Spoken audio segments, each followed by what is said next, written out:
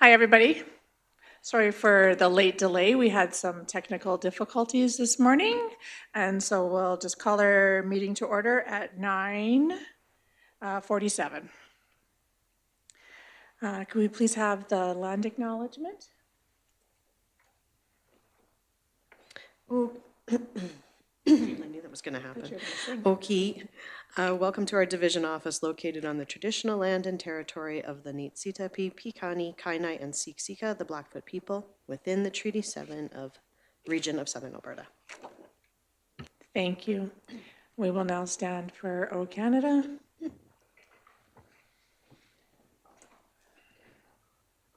O Canada, our home and native land, true patriot love in all of us command. With glowing hearts we see thee rise, the true north, strong and free. From far and wide, O Canada, we stand on guard for thee. God keep our land glorious and free.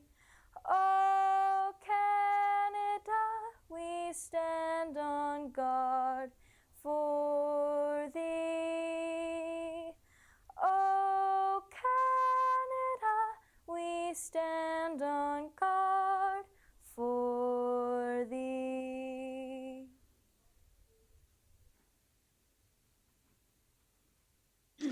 That was wonderful. Thank you. I couldn't see who was. Oh, Zoe Nelson. That was really great. Thank you.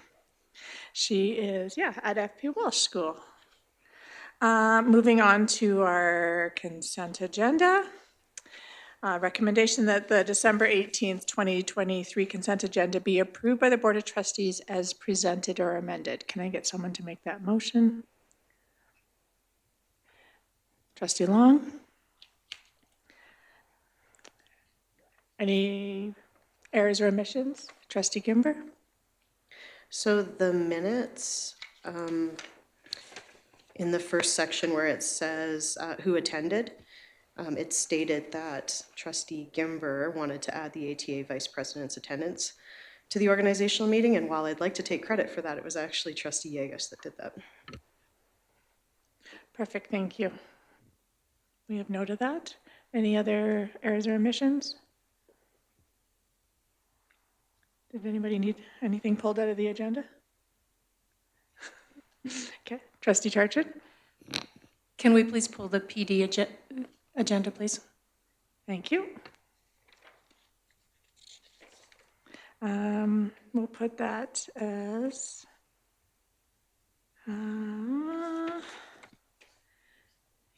we'll put it as E7.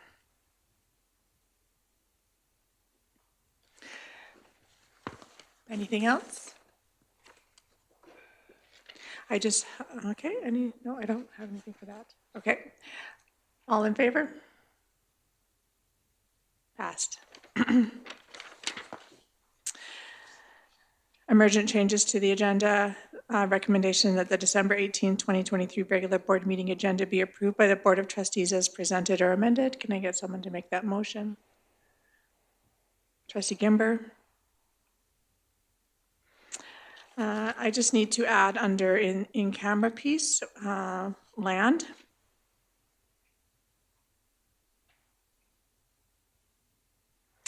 Any other changes to the agenda? Seeing none? All in favor? Passed. Declaration of conflict of interest. Recommendation that the Board of Trustees declare if they have any conflicts of interest relating to the agenda items from the December 18th, 2023 board meeting, and if so, should declare them. Seeing none? Moving on to action items. E1, our quarterly financial report. The audit committee met with the LRSD finance team and reviewed the quarterly report ending November 30th, 2023. The audit committee will provide a summary of the review process and key findings. Recommendation, the Audit Committee recommends that the Board of Trustees approve the quarterly financial report as presented. Can I get someone to make that motion? Trustee Charchet?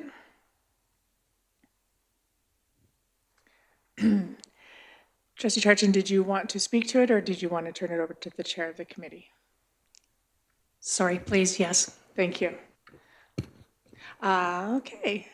As I am the chair of the committee, I will go through the first part of it.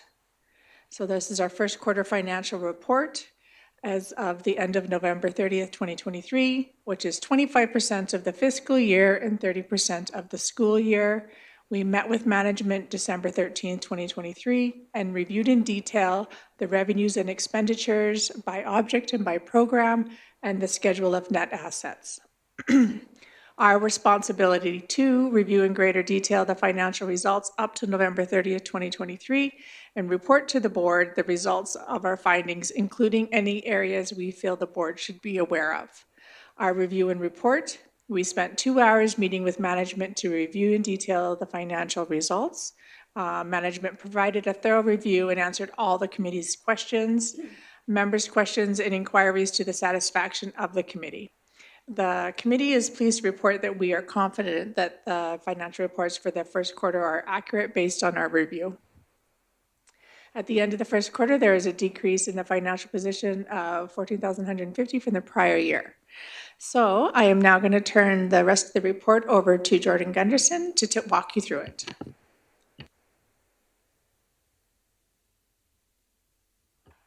Thank you. Yes, so as Trustee Hodges mentioned, we've had a decrease in our financial position of $14,150 in the first 3 months of our school year. Now, what does that mean? So this slide is meant to give us some perspective on what that deficit means. So the second column there, which says 25% of budget, gives us an idea of where we would be if we had earned all our revenue and done all our spending at an even rate throughout our fiscal year of 12 months. We would expect to have a deficit of about $113,625. However, we only have a deficit of $14,150.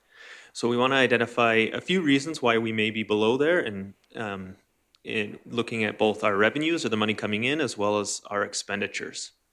So the next slide will go over our revenues in a few areas to note.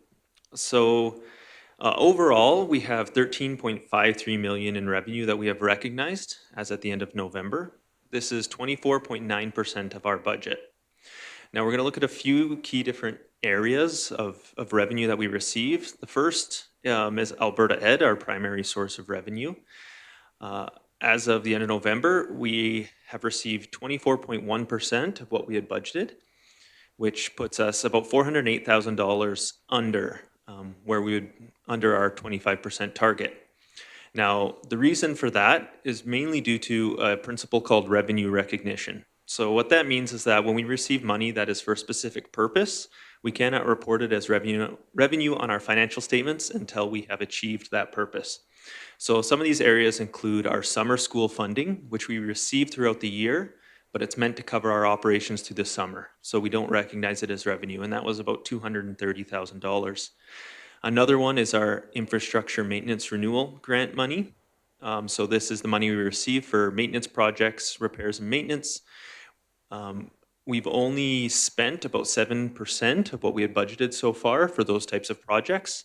So as a result, the revenue we've recognized has also been low. And then we have other Alberta Ed grant funding. We have a learning loss, curriculum innovation, low incidence support services, those type of grants that we have received the money, but we have not spent it yet. And so that revenue recognition is low. For the federal government, this is money that historically we have received for students that are attending our schools, but that live on the reservations. So this is one that we'd actually expect to be closer to that 30% mark, because it is funding that we receive over the school year, and we're 30% of the way through the school year. So we're about $152,000 over, and the reason for that is that we received some new grant funding this year called Jordan's Principle, which is funding that comes from the federal government that's meant to support Indigenous students in our schools. Because of that money, we are above our target for federal government funding. Now, I did want to note that while we are over, without that Jordan's Principal Grant funding, we would be a little bit under our target because our enrollment for First Nation students attending our schools is lower than what we had anticipated.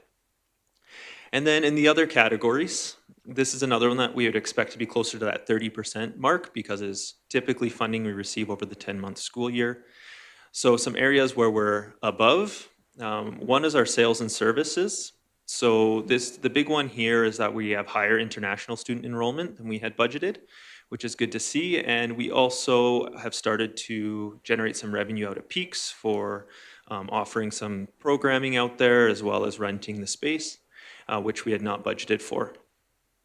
We have some other grants, such as the Breakfast Club. We have an agreement with Careers Next Generation, as well as a grant with the Calgary Police Service that are helping give us some additional revenue that we had not anticipated or budgeted for. And then lastly, our investment income is higher than we had anticipated, and we expect that to remain high throughout the year as we are able to lock in our investments at a higher interest rate than what we had budgeted for. Now, looking at our spending on the next slide, Nikki, thank you. So when we look at how we're spending our money, we've broken it up into two categories. The first being salaries and benefits, which is the majority of what we spend our money on. And then we have our other operating expenditures, which would be everything outside of the employees that we hire. So we'll look at those separately. So first, salaries and benefits are at 25.3% of where we had budgeted to be. And so a few reasons that is one, we're hiring more people than what we had budgeted for. So some of that grant funding we discussed on the previous slide was meant to hire people. So that includes 2 additional teachers that we have Jordan's Principal dollars to hire and pay for, as well as 9 educational assistants with those Jordan's Principal dollars. This will lead to us exceeding our budget for salaries and benefits, but we have funding to offset it. We also got funding to hire a mental health therapist at WA Day with that Calgary Police grant. We have noted that for support staff, we are trending higher with the replacement costs. And when we reviewed it, the reasons they're away, we have had more sick support staff away being sick than what we had expected. And then another thing that we always have to consider when looking at our salaries and benefits on a quarterly basis is that many of our non-certificated staff are paid over 10 months over the school year. So naturally, we incur more expenses over the first 10 months of the year. And on the benefit side of things, our benefits are trending low right now, which is typical. We are at the end of a calendar year, so any staff who have already met their maximums for EI and CPP, the board does not have an expense to match those contributions at the end of the school year, but as soon as January comes around, we will once again be matching those contributions and we will see our benefit costs increase again. On the operating side of things, so as of the end of November, we've only spent 23% of our budget, which is low. There's a few main reasons that and these are things we see every year typically. So the first is that we have a pretty substantial budget for our summer programming, specifically FACES, and none of that spending happens until much later in the year. Our utility expenses are low. We're only at about 17% of what we budgeted. This is normal, given that the first few months of our school year, the weather is still pretty nice and we haven't had all those heating costs. And then lastly, our PD and repairs and maintenance are some specific categories that are also under budget, and that is due to projects and PD sessions still being identified and planned for. So just a summary of where we're at for our reserves. So as you remember, we had a target threshold that we needed to get under. We are under that target, which was that 4.38%. Now what we're going to want to do is monitor, make sure we don't get too low, given that we budgeted for a deficit again this year. We want to make sure that we maintain a strong level of reserves. So at the start of the year, our reserves were 3.72% of our budgeted expenditures. And at the end of quarter one, they're down to 3.65%. So, and just as a reminder, we had budgeted to get down to about 2.87% at the end of this year. All right, so just a few key additional comments or areas to note. So the first is our base funding adjustments. So our base funding is set based on a number of factors, a few being our historical enrollment, and then a portion of it is based on our projected enrollment. So we let the government of Alberta know how many students we anticipate to have. Our actual enrollment is lower than what we had projected, which means that we know in the coming months we will get a funding adjustment and our funding will go down. It's hard to estimate or predict what that adjustment will be at this time, so it is just something that we're aware of and that we will report when we can. Again, those revenue areas, I already touched on these three, but we expect these areas to stay high. So peaks, the international program, as well as our investment income will be areas that'll be strong throughout this year on the revenue side of things. For capital activity in the first 3 months, we have bought 3 new yellow buses to be used, and we sold 3 of our old yellow buses just at the start of this month. So those sales aren't reflected in this report, but we did replace those old buses with 3 new ones. And lastly, we just want to talk a bit about a forecast. So part of the role we do is try to anticipate, hey, this is where we're at, where are we going to be at the end of the year? So based on what we know, so the spending trends we're seeing, as well as sort of historical spending data, we forecast that at the end of the year, our deficit would be about $325,500 based on what's happened in these first 3 months. So a thing to note is that with only 1 quarter of data, the forecast is pretty volatile. A lot can change. And this doesn't guarantee that we have this extra $129,000 to spend. But seeing the forecast that close to the budget and a little bit under does suggest that we are on track to, finish relatively close to our budget and that managers are spending their budgets appropriately. And for your information, we have had departments begin to approach senior management requesting more funds, and this is something that will be reviewed by senior management and approved where the highest priority is identified. And that's it. Any questions? Thank you, Jordan. Any questions from the trustees? Trustee Poitras? So now that our reserves are lower but not as low, we're still in a percentage that we don't need to ask special permission from the Minister of Education to hold that much reserves. Is that correct? That's correct. Perfect. Thank you. Any other questions? Well, guess you get off easy, Jordan. I just want to thank the audit committee and management for meeting with us and going through all the documentation, and our community members for being part of it. Thank you again, and very well done. Thanks. You get a clap. So we have a recommendation on the floor that the audit committee recommends that the Board of Trustees approve the quarterly financial report as presented. All in favor? Passed. Thank you. On to E2. In LRSD, trustees try to attend school Christmas concerts as often as their schedule permits. These events provide a great opportunity to connect with parents, staff, and students. The recommendation, in keeping in line with the board practice of attending school Christmas concerts and given the positive feedback on past attendance at Colony School Christmas concerts, the recommendation is that the Board of Trustees assign trustee attendance at yearly Colony Christmas concerts.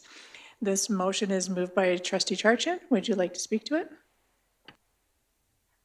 Thank you. Just very briefly, I think, it's kind of already inherent in what it said, but I think it's a great opportunity to show our support and appreciation to the students and the parents and the teachers of the colonies, and a great way to connect with the parents in the colonies that maybe sometimes we don't have that opportunity to do. Thank you. Thank you. Any questions or comments from the board? Trustee Poitras? Yeah, I just wanted to say that I've missed going out to the colonies, and I really appreciate the time we used to be able to spend with them, and For me personally, as a trustee, I know that the colonies and the work on the colonies is going really great, and there's lots of exciting things happening. But as a trustee personally, I've had that disconnect. We haven't been able to go and spend the time in that relaxed setting that we used to do with the Christmas concert. So I will be voting in favor of this. I think it's a great idea, and it's a way to show that, you know, colony schools and our other schools, they all have that same weight, and we want to be there as much as possible. So as we don't have school councils for colonies, we don't get that same opportunity to hear from the parents. And so I think it's a great opportunity for us to be there and be among the families and hear those things and enjoy that time. So Thank you. Trustee Toon? Thanks. Appreciate the motion coming forward. I think it's really important that we recognize that we can already attend these, that necessarily we don't need to assign trustees to attend that. Any trustee can currently attend, even those outside the ward. Currently, we get a monthly honorarium to help cover celebrations and things that are not assigned by the board. So that's roughly about $500. And part of that is meeting preparation, but a lot of that is to recognize that we can attend certain things. I'm against assigning trustees to this because we can and we have the ability, and I've attended when it wasn't assigned before it was assigned and after. We've done other things to help engage with the colonies. We do a tour every year to, excuse me, the entire board attending colonies, and I'd love to have a discussion on future things we can do to help engage with our colonies. I think that would be a really great and productive activity. But the only thing this motion does is pays the board members more money than we currently are. It doesn't necessitate that we're then us attending those meetings. That I think we could have a discussion and just see who's going and who wants to go, and that assigning us as trustees is just an increase to the budget, and during a time of financial constraint amongst the jurisdiction, that I think that there's other ways that we should be looking at doing things to help support the colony and not necessarily just increasing the pay to the trustees. Thank you. Any other questions or comments? Trustee Poitras? yep, since we're bringing this to a vote, I just want to make sure everything's on the table. I absolutely do not think that assigning these is only making sure that trustees get paid for the work that they're doing and going to these colonies. We assign Christmas concerts for every single school in the division, as well as Remembrance Day ceremonies. And the reason that we've decided to do that as a board, to the best of my recollection, is because these are important events that we want to make sure that trustees are going to be there. So if a trustee from Ward 1 can't attend a Christmas concert in Ward 1, we would then make sure that someone else is assigned to that school. We do have the ability to go to school assemblies and all of those things. Those don't happen on the colonies. And I think that adding this to the assigned school Christmas concerts shows that we prioritize it equally. If I was a colony parent and I saw that the board is assigning people to go to all of the Christmas concerts, but not ours, then that would make me feel like the Christmas concerts on the colony and the colony students didn't matter as much. So I don't think that this is a motion to make sure that trustees are getting more dollars. I think it's a motion to make sure that all schools, including the colony schools, have those assigned representatives so that they know that they matter equally. Thank you. Trustee Churchin and then Trustee Toon. I brought this motion up because I felt that there was an inequity, like Trustee Poitras just said about us being assigned to going to the public schools. Also, I'm new and I'm not aware or not sure of how much we actually do attend them. So maybe we are attending them anyway, as Trustee Toon said. So maybe that's something that I could learn more about. But I feel like in one way or another, we need to represent those, and maybe it's not adding them now, but perhaps mixing the two of them throughout the year and making sure we get to all of them every second year. But just feel very strongly that we represent them in one way or another. Thank you. Trustee Toon? Thank you. One of the challenges, excuse me, we had in the past is that multiple events, as we know, this time of year are scheduled at the same time. So there was never a year where all the colonies were able to be attended because we had our community schools having things at the same time. So when we talk about inequity and treating them differently, when we assign all of them and those that couldn't be made, it wasn't the colony schools that were getting chosen. It was the community schools that were getting chosen. And so we looked at other ways where we delivered candy canes and we did visits and we drove through blizzards to try and get there. And we've constantly had conversations about how we can better engage with those communities. And I would appreciate if that was part of this discussion of ways that we can do it. I'm fine with putting attending these events. I think it's great, but just looking even at the calendar, it's not possible for us to attend all the colony schools as well, and having somebody drive from the Crow's Nest Pass for hours to attend one colony and not getting two or three other ones. As Trustee Churchin said, I think it would need to be on a year-to-year plan that you try and rotate through things, because it's not possible to do that. But in saying that, it's the rationale of being equitable, it's not, because we're still not prioritizing the colony schools over the other community schools. We're choosing the community schools over the colony schools. Thank you. Trustee Kim?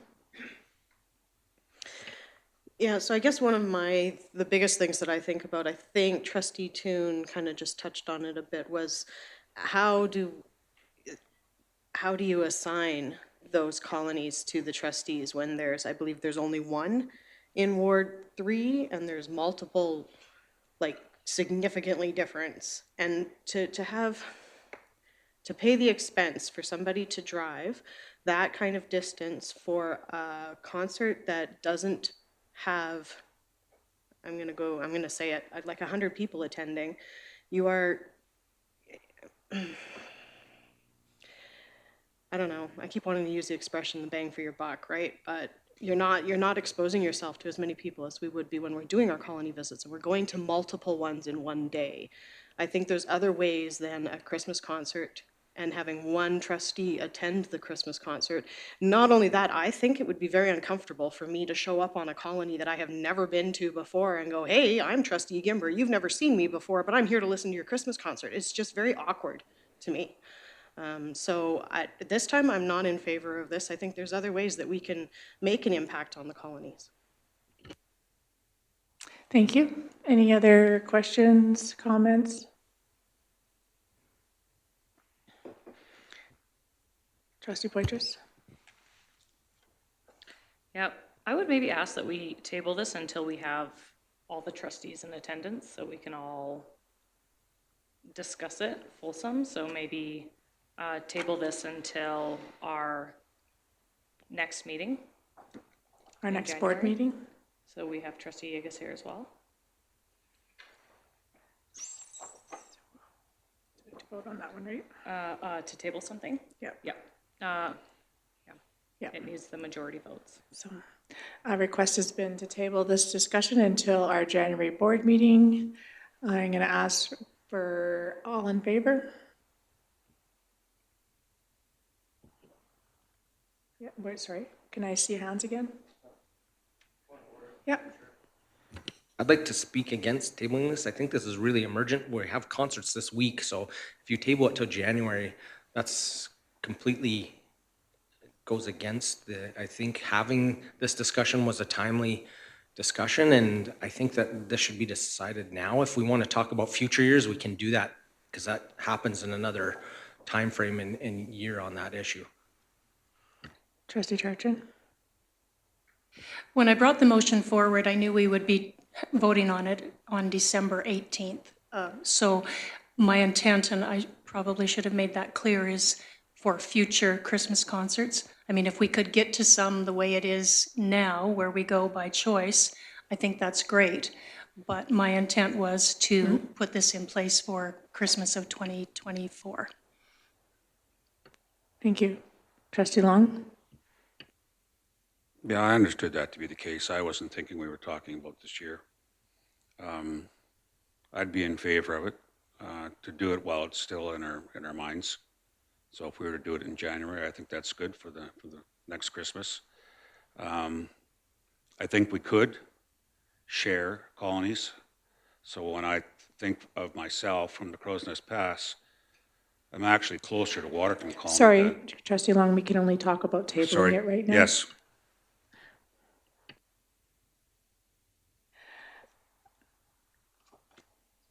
So now I'm going to call if everybody else has no other comments on tabling it, I'm going to call the question. So the request has been to table it to the January next board meeting. All in favor? Okay. Defeated. So we're back on, the motion is back on the floor. Any other questions or comments? Trustee Long? Yeah, I'll speak to the number of colonies that's in the other wards. Being from Crow's Nest Pass, I could easily do Waterton Colony, Pincher Creek Colony, and Livingstone Colony. As I was saying, actually, it's farther to Livingstone Colony than it is, say, like Pincher Colony, much farther. So as far as the wards go, I'm sure we could arrange it so that somebody wasn't overburdened with too many colonies. I can't speak for the other wards, but that's speaking for the area around Crow's Nest Pass. Thank you, Trustee Long. Any other questions, comments? Trustee Poitras? I would amend the motion to say the audit committee, oh no, sorry, that's the wrong one. I'm not gonna change anything about the audit committee. Nikki, sorry, can you just, or Jeff, Mr. Perry, could you slide down so that we can see the recommendation? You need to go about half a page down, there you go. Keeping, okay, I would say trustee attendance at bi-yearly colony Christmas concerts. So at least it's happening every 2 years. I don't know if that would be considered friendly. It does change the intent. Trustee Charchin, would you consider that a friendly amendment, or does that change the intent of your original motion? No, I'd accept that as a friendly amendment. Okay. Or yes, I would, sorry. Okay. It's not going to show on that one. No, I know, I'm just reading it. I just wondered where you wanted it. So you, instead of attendance at yearly, you wanted to say bi-yearly in there. Okay.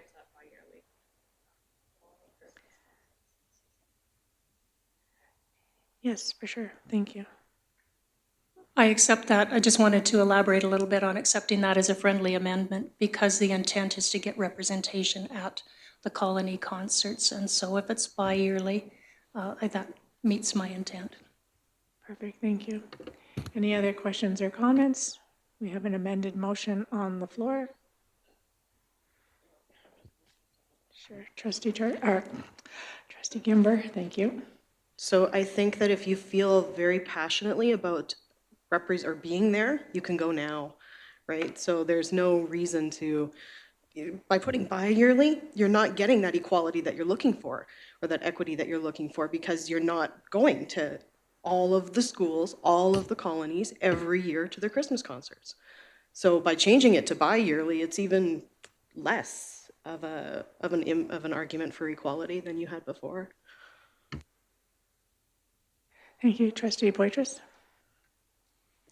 Yeah, I would disagree with that because currently on the books, there's no representation. No one is assigned to go to any of them. So as far as we know, sitting here at this table, no one is going to any colony schools this year, as far as we know. Up to everyone individually, if you choose to go, that's fine, but no one has let anyone else know that they're going. So currently, there is nothing that assures that there's going to be trustees at these meetings. So if the feeling at this table is maybe we can't make it happen every single year and it's really busy, and then I think this is an amendment to say, okay, it's busy, it's tough to get to all of them. Can we at least try to ensure that we get to each of them every other year? So at least then that's ensuring that someone is going. Thank you. Trustee Long? For Trustee Charchin and Trustee Gimber's sake, I think it's important to note that the previous board used to go to the colonies for Christmas concerts. And maybe one or two found it a burden, but in general, obviously we didn't because we used to do it. Thank you, Trustee Gimber. Just a quick question then. Was it one trustee went to the Christmas concert, or did you go out in groups to deliver candy canes? So we did used to do groups of candy canes, and sometimes we'd have two people go if it was within your ward. We tried to stay within the wards, and we'd go and deliver candy canes, and we'd try and hit all the colonies in one day. And then if somebody could make a Christmas concert, then I think one trustee attended the Christmas concert. And then I do want to say, though, we do, our colony principals do try and make all the colony Christmas concert too. So it's not like Livingston Range is not being represented, and that they are there within the schools for those concerts too. Trustee Toon? Thank you. Yeah, I've attended, we delivered candy canes in other areas as well. I went with Trustee Hodges and Trustee Poitras the last time we did it, and that was found to be not as productive. We had really bad weather. It was a rush to do. We didn't spend the time that we do with our school tours.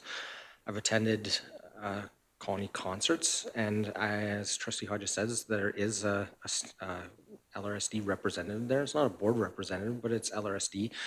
And it was a challenge. We didn't get trustees from other wards coming up into Ward 1 that has the majority of the colonies they're attending, because it was on an afternoon on a Wednesday when the other trustees had other colonies, or not other colonies, other schools and stuff. It just seems like you look at the calendar and this week is concert week. You have a lot of things going on, and colonies are the same. They put everything at the same time. So I would agree with Trustee Gimber. I don't like the addition of bi-yearly. I think if the intent is to have equal representation there, I think it waters that down and makes it not as effective on that. And again, I think there's other ways that I think we should be engaging with the colonies to ensure, and I'd love to have those discussions. If tours aren't getting the effect that the board wants, we could have other things to do.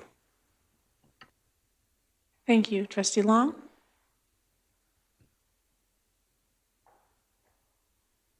I'd like to make an amendment,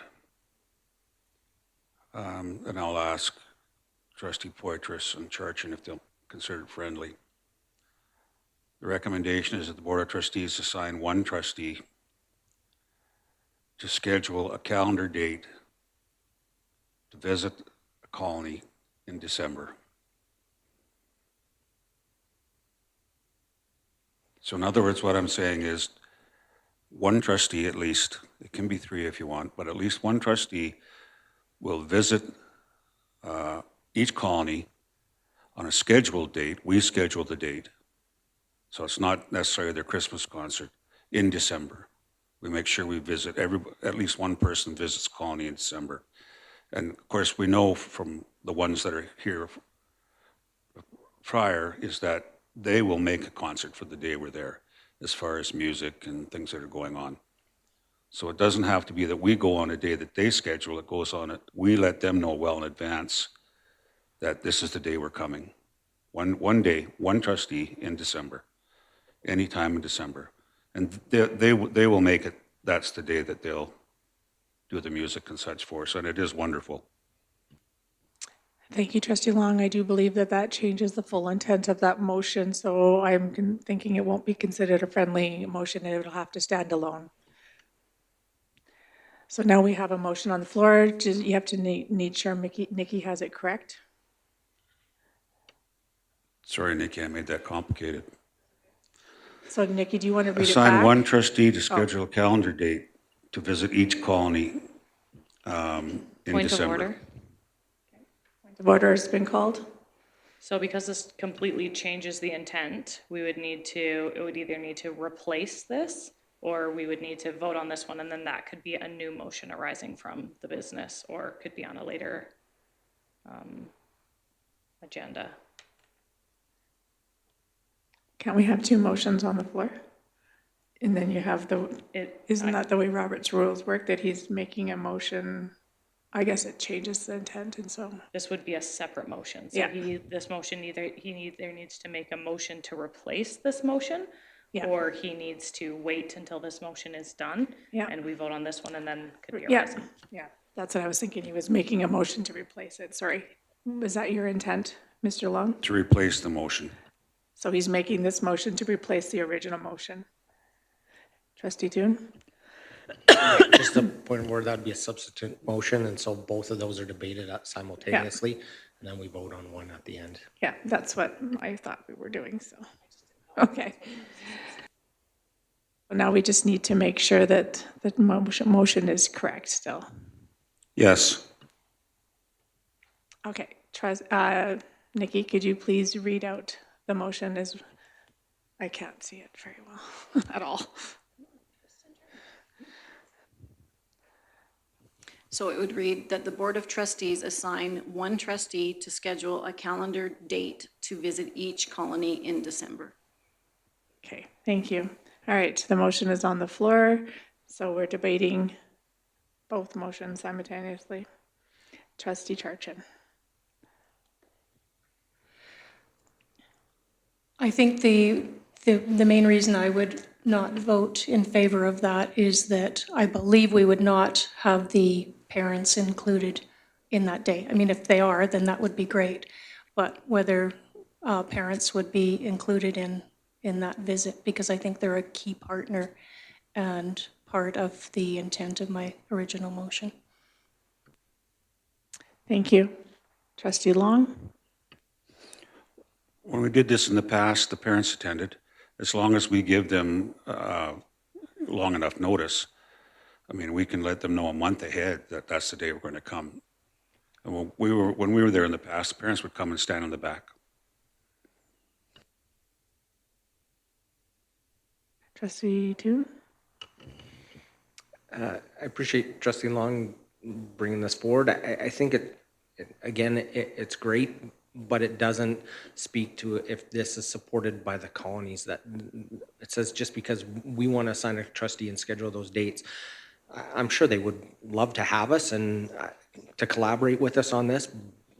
But the language that we'll schedule the calendar and we'll choose to visit that, I think is a little pointed and definite on our part, that we need to be invited in and give them the opportunity to give feedback on us attending in December. Maybe for some it might not work if they have a lot going on, or because every colony is different and every school is different. I would like to work with colonies and to achieve this. I think it would be great, but just struggling a little bit with the assignment piece of it, that it's a definite thing that we're doing, but I would vote in favor of it. Thank you. Any other questions, comments? Trustee Poitras? Just trying to get clarity on the piece around attending the colony Christmas concerts, that the principals of the principal or vice principal, both, are trying to attend these, so we do have representation there. That's also true for our Christmas concerts in the schools.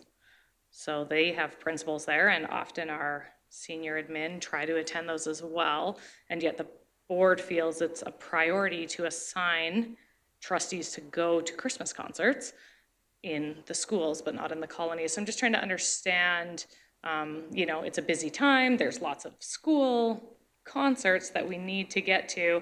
And because we have those school concerts, we don't have time to go to the colony school concerts. So I'm just trying to understand, if that representation is enough at the colony schools. Should it also be enough then at our other schools? Should we not have them all assigned then? Or I'm just trying to understand if that representation is enough, if we feel it's enough at all of our schools or just at the colony schools. Any questions or comments about? Trustee Toon? The colony principal is an external position, so it's somebody external coming in to enjoy in that celebration. Principal for a school is part of that, so it's different than saying you're not having a guest there. Senior admin traditionally don't come to the school concerts like the colony principal does. You get more so at graduations, administration coming and things like that. So again, I think with the motion being the way it is with the bi-yearly, we're still not achieving that. I like trustees Long's suggestion, and I think that sparks a discussion on how we can serve it. And if we get feedback that that's not achievable, I'm sure we can come back to the board table and come up with something else. But I agree, it's a great start to move better, to better serve and represent our colonies. Thank you.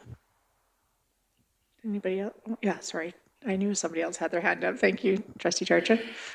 As a previous teacher and administrator in the school division, having central office come to, senior admin come to concerts was great, and having trustees coming to concerts was great, but I think we see them, or at least I certainly did, and that we see them as two different entities.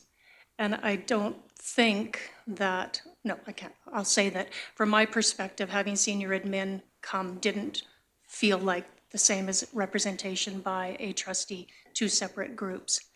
The other piece that I wonder about is if we were to set up these meetings monthly, or sorry, once a year, we're still driving to the colonies, so I'm not sure how that changes the fiscal responsibility that Trustee Toon spoke to earlier. So just a couple of comments. Thank you. Anybody else have any questions, comments?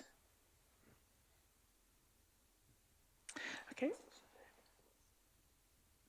Yeah, I'd like to speak first. Thank you.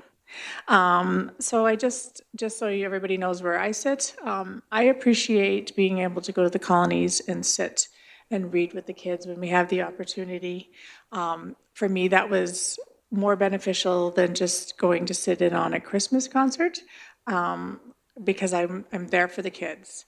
I do appreciate getting to meet some of the parents. I've never had the opportunity to schedule an event where parents were just there besides the Christmas concert, so I have never been able to be a part of what Trustee Long was speaking about, so I don't know the benefits on that one, so I'm sorry I can't speak to that part of it, but I think we scheduled our tours of the colonies so that everybody would have an opportunity to go see colonies outside their wards and be able to sit with the kids and talk with the teachers and see what the kids are doing and learning.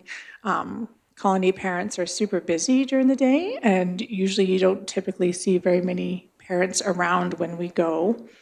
And I loved going out to, I love being able to go out there and see the colonies, and I do feel like this board does have a priority when it comes to colonies. It is hard to get out there, and I don't know if going out there monthly, or I always want to say monthly too, December, when it's the busiest time, and to be able to schedule an event. Yeah, I don't know if I'm in favor of either of those motions right now, so we have one more? Okay. Just a point of information. So does this mean that if you're voting in favor of one, you're voting not in favor of the other? Like, is it either or that we're picking here? Or can you vote in favor of both or not against, or against both? We're debating both motions at the stands right now, so when we'll vote on the one motion, then it reverts back to the other one, and we can vote on that one too. If I'm correct, yes. Trustee Charchin? I think this is a point of clarification. Do we go to every colony every year as a board? Every 2 years. Which we schedule a tour in the 1 year, and then, every 4 years? We get, right, every colony once. Okay, I see inequity in that. If there's no other questions or comments, we're going to ask the closer of the subsequent motion, Trustee Long, to close, and then we'll get the other one. Yeah, the motion doesn't alleviate the financial aspect of it. I'll agree with that. So if you're voting one way or the other, of course, that's something you'll have to consider. You wouldn't be picking a date that would be negative for the teacher and the colony. You would work with the colony to pick a date that's appropriate for you, just like you do with anybody else. You call them, you schedule a date on the calendar that's appropriate for both of you. And I think they'd be receptive to it. Now, the teacher may feel it's adding one more thing to it, but I don't think to have, I'm just based on my past experience, and I did have parents when I went to Livingstone Colony. They loved having us. And a Christmas concert meant that we handed out candy canes and the girls sang for us. Wasn't that complicated. That was it. That was the Christmas concert. The choir, which was wonderful, did some singing for us, and we handed out candy canes. I say it's not that complicated. It doesn't add a lot of stress to the day for them. And again, you're not going to just phone them up and say, I'm coming on December 12th, be ready for me. You're going to schedule a date with the teacher that's appropriate for both of you. Sorry, thank you. All right, we have the motion on the floor. Where is it? Keeping that the Board of Trustees assign one trustee to schedule a calendar date to visit each colony in December. All in favor? 1, 2, 3, so that's defeated. So now we're back to the main motion. Oh, I could read it from here. Keeping in line with board practices of attending school Christmas concerts and given the positive feedback on past attendance at Colony School Christmas concert, the recommendation is the Board of Trustees assign trustees attend at a bi-yearly Colony Christmas concert. Trustee Charchin, would you like to close? Thank you. Should it be you? Okay. Christmas concerts are a time of celebration and incredible amounts of work by the teachers, the educational assistants, the students, the parents, and something that, in my experience over 30 years, is a big deal to share. So I feel pretty strongly about representing, being the board, being part of that. And of course, the second part is that having those connections with all of the different partners. There are 13 colonies and 7 trustees, so it would be 2 extra concerts per year if we went every year or every second year, as the motion is right now. That I think we could be creative and find a way to, or I hope that we could be creative and find a way to be able to be at those celebrations with the colonies and all the parents and educators. Thank you. All right, we have the motion on the floor. Call the question. All in favor? Defeated. All right, now moving on to E3. ATA LRSD Trustee Liaison Committee Terms of Reference. The committee met in December and drafted an updated Terms of Reference. The recommendation that the Board of Trustees approve the revised Terms of Reference for the Board ATA Executive Committee.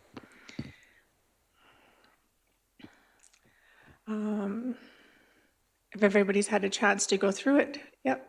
Trustee 2. Madam Chair, maybe we please have a health break?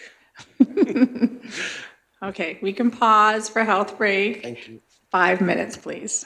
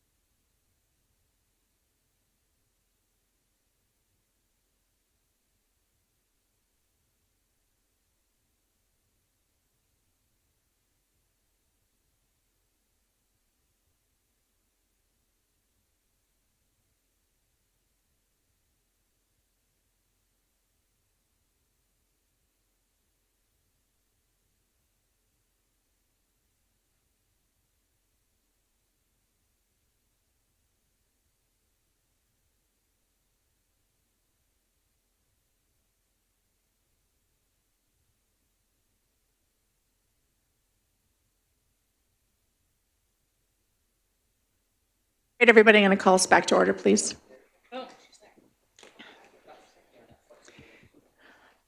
All right, before we had a 5-minute health break, we had done E3, recommendation that Board of Trustees approve the revised terms of reference for the Board ATA and Executive Committee. As I am chair of that one, I will go through it.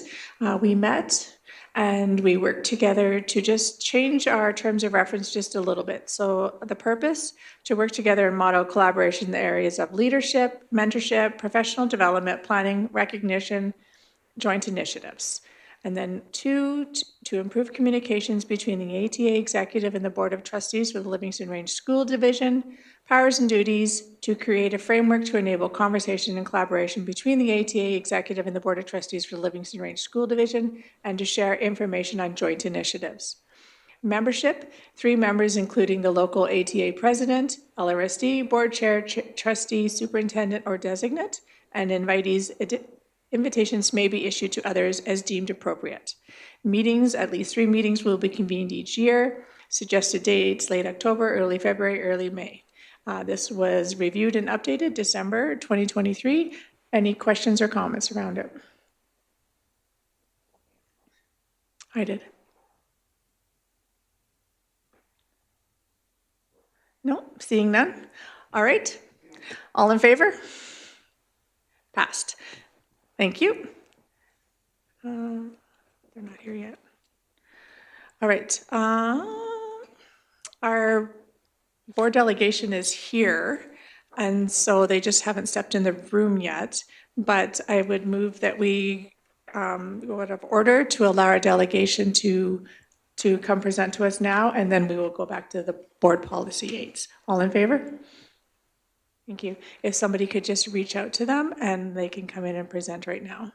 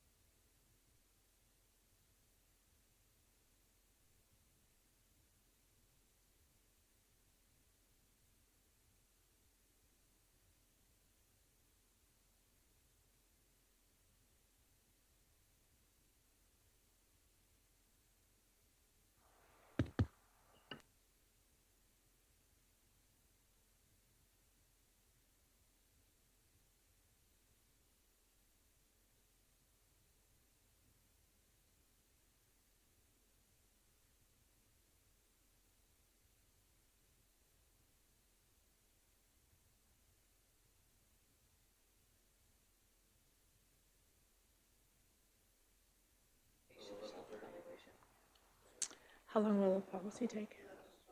So, because I can do the self-evaluation. Probably a bigger conversation than 5. Okay, I'm just going to move us out of order again, and we will go on to E5, which is board evaluations, board self-evaluation, and CEO evaluation, as our delegation's not quite all here yet. Board policy 3 states that the board shall annually evaluate the board and superintendent effectiveness through self-evaluation and annual review board's goals, priorities, and strategies, and develop a plan to achieve them. The recommendation that the board chair contact Chris Meaton to book him to facilitate both the board self-evaluation and the superintendent CEO evaluation with dates set by the chair and vice chair. I made this motion. And so I just would like to have a conversation around that. So any questions or comments? We have that coming up soon, so we need to just secure a person. And so that's why this motion is coming forward. Trustee Toon? Yeah, just clarifying question. I thought we were going to have a list presented when at the committee of the whole. That was what my understanding that was last discussed. There would be a list presented. I personally would like to see us go with ASBA. We talked about being supporting our membership and doing more with that. I think Terry Gunderson would be phenomenal, or one of the other ones. But Terry had just did our visioning work, so I think that would be a logical step as you evaluate us this upcoming year.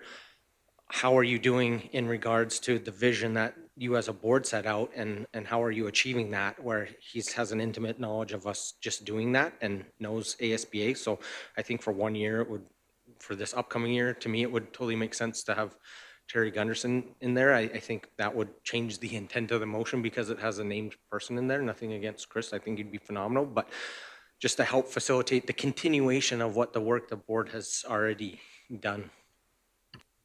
Thank you, Trustee Toon. Any other questions or comment? Trustee Gimber? I'd just like to know what the reasoning was for choosing the person that was chosen. When we had the discussion at the meeting of the whole, I did say to the board, please look at the list as a motion will be coming forward.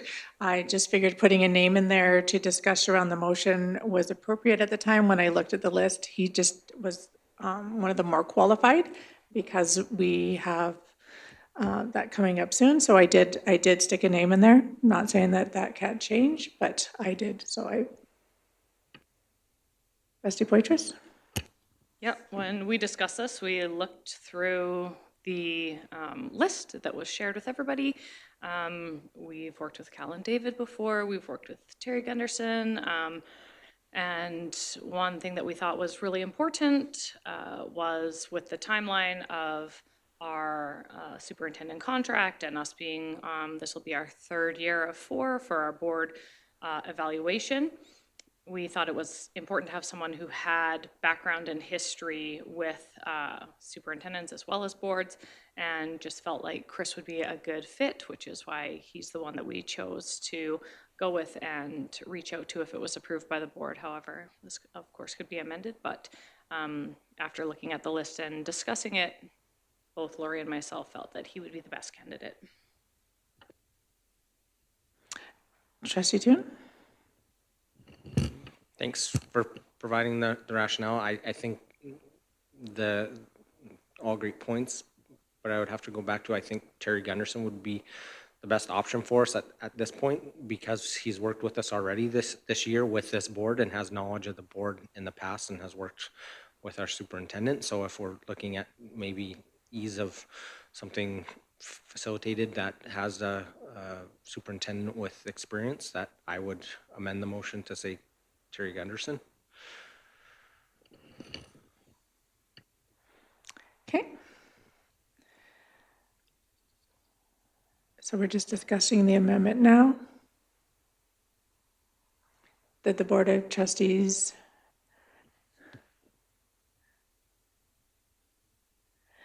Trustee Toon, do you just want to make sure that it's the way you want it? Yeah, I can say all the exact same reading, just insert Terry Gunderson in the naming contact. We're now debating the amended motion that the board chair contact ASBA Terry Gunderson to facilitate both the board self-evaluation, superintendent's EU evaluation with dates set by the chair and vice chair. Any questions or comments around that? Sorry. Did you, Trustee Poitras? Yep, I have really enjoyed working with Terry in the past, and I think he's great at he's the governance guru and does a really good job, but I do not think that he'd be the best fit for our board and superintendent evaluation, as we, that's the time when we try and really dig in and resolve some of those things and really take a deeper look at our superintendent, the work that they're doing and stuff. And Mr. Gunderson has been very focused on the governance aspect for a lot of years. And so I think someone more like Chris would be a better choice. So I would be voting against bringing Terry in, even though we've worked with him this year and it was very successful in that capacity. Thank you. Any other questions or comments? Trustee Gimber? Because we've worked with him this year and we went through our policies and really had that governance focus, I think it's important to continue that. Because I have no idea who the one that you've recommended is. I would go with somebody that I know, and I would vote in favor of Terry Gunderson and supporting ASBA. Thank you. Any other questions or comments? Trustee Long? I'm just chuckling because I'm exactly the opposite. I like to have somebody new, experience somebody new.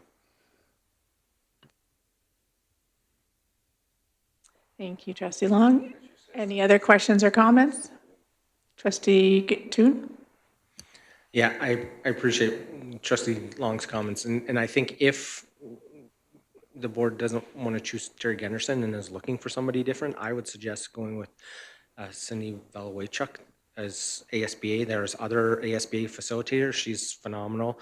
I've had an opportunity to work with her quite a bit with external committees, and she has been an acting superintendent recently as well a couple of times, and has immense experience as a superintendent and has worked with a lot of boards on evaluation and hiring, and hired a lot of superintendents recently in the province. So I think she'd be a good fit as well. I think it's important that we support our organization and try all the services that we are paying for that are subsidized, and it comes in at a cheaper rate than others would. There is no travel costs throughout the province because they're there. So I would lean, if the board would like to, I totally get that. I love the buffet aspect as well of trying as many different people and hearing as many different voices. So I totally get that. But to me, I think it makes sense to try Terry once and get the evaluation experience from him, because that's something the board hasn't had in a long time. And when we talk about our policies, he did a lot of work when I was first on the board as a trustee of getting us to where we are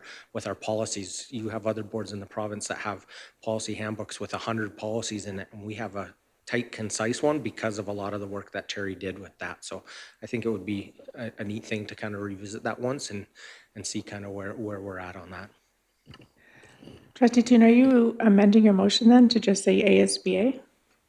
I would be more than willing to do that and leave it to the chair and vice to schedule that. But again, if the motion is defeated, it could say ASB afterwards, because they have more than Terry. They have Cindy after that. But it's the will of the board. I'm fine with whatever the board would like on. Trustee Poitras? I think if you put ASBA in there, the chair and vice chair might feel nervous about picking someone because they were assigned to share that list and then bring forward a recommendation now, and the recommendation is being highly debated. So I think it needs to remain a name in there, not just someone from ASBA. So.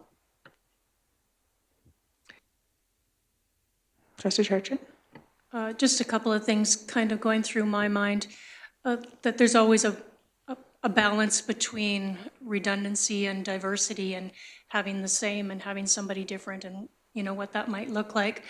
One of the things that I think I'm accurate in saying is that Chris Smeaton is recently retired in the last 4 years or something as a superintendent of Holy Spirit School Division. And Terry, I think, probably longer. And just thinking about the changes in education and the responsibilities of boards and of superintendents, that not necessarily Chris, but somebody that's been on the front row sooner might be something to consider. Thank you. Trustee Long? So Trustee Church, and this Mr. Smeaton? I only know of him by working through it with his division in my other job. Thank you. Any other questions or comments?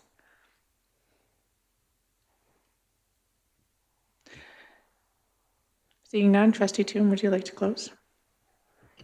Thanks. Appreciate the discussion. I think Terry would do a phenomenal job with us. I think we got a lot out of the session we just had, but I think there would be more to explore. And I think going into his governance background would be highly beneficial with some of the things we're talking about. When we talk about governance and we talk about some of the things that this board, air quotes, struggles with, it's that gray area of finding our role and our responsibility. And I think that's more something that he could dive into and continue on that discussion. That was great that we had in Edmonton, and I think that would really benefit the board, because it would be a continuation of a discussion instead of starting at the bottom rung of the ladder again with somebody completely different. Thank you. We're only voting on the amended motion on the floor, that the board contact Terry Gunderson to book him to facilitate Both the board self-evaluation and the superintendent CEO evaluation with dates by the chair and vice chair. I'm going to call a question. All in favor? Defeated. All right, we're going back to the main motion that the board chair contact Chris Smeaton to book him to facilitate both the board self-evaluation and the superintendent CEO evaluation with dates set by the chair and vice chair. Any other questions or comments? Trustee Toon? Yeah, just ask the chair and the vice again why they didn't choose ASBA. I know you're talking about recent experience with a recently retired superintendent. That is great. One of the other facilitators from ASBA has had in the last year ago was the superintendent of Yellowknife, which falls under, uses the Alberta education system teachings and has been enacting in other areas. So just wondering, when we talked about engaging more with ASBA and you trying to use their resources and facilities more that we're paying for, why that wasn't a priority, and what was the names that came forward? Sure. I'll speak to it, and then if the vice chair, Lacey, or trustee Poitras would like to, she can too. When we looked at the list, it's not that we didn't value ASBA and the priorities, we just were looking at the list that everybody had and the background information that was shared. And just going off the list that we had there, Mr. Smeaton just had all the qualifications we wanted to be able to facilitate our board self-evaluation and the superintendent, and just with how the superintendent contract is coming up for eventually here, and we just wanted to have somebody strong in there, and so we did just narrow it down to just that. Trustee Poitras, did you want to add anything? No, I think we spoke to it. I think everything's been shared that I said, why we went with Chris. I'm not against using ASBA. We've worked with them before, but he seemed to be the best choice when we looked through it. Trustee Gimber? Thank you. I'm going to do an amendment, please. Alrighty. That the board chair contact ASBA to book somebody from there to facilitate the board self-evaluation and the superintendent CEO evaluation. Reasoning behind that is because we just went through a whole debate on whether we should be with PSBA or ASBA and the cost to it and what we get out of them. And one of the big things was cost savings by taking or booking anybody through ASBA because of the travel, and I don't think that should be overlooked. All right, we have an amendment on the floor. That the board chair contact ASBA to book a facilitator for both the board self-evaluation and the superintendent CEO evaluation with dates set by the chair and vice chair. Trustee Charchin? Can I make an amendment to the amendment? Yep. I'd like to ask the board chair to investigate, because we're talking about the costs of having somebody do the evaluations both from ASBA and from Chris Smeaton, and see about availability for both, and then we bring that back to make a decision. So I don't know how you want to word that, Nikki, sorry. All right, we have an amendment to the amendment.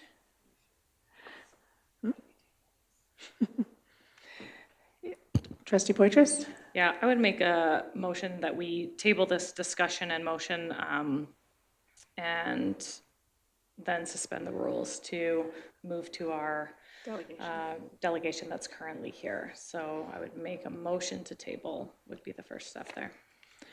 Okay, tabled motion is non-debatable. We'll vote on it. All in favor? Thank you. All right, I'd now like to welcome our delegation to the board meeting. If you would like to come up to the podium.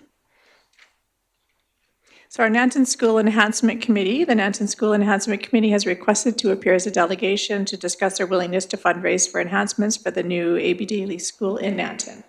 Welcome. You'll have 15 minutes to have your remarks, and go ahead at any time.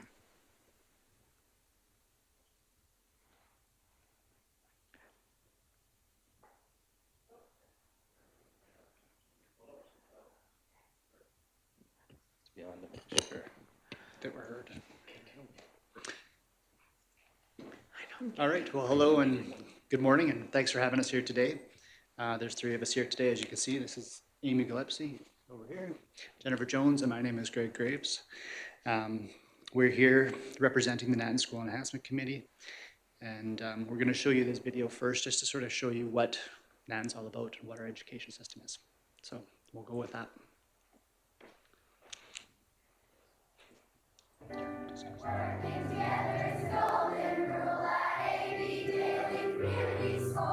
Everybody's special, we help each other out, and that's what learning is all about at A.B. Daily School. At A.B. Daily School.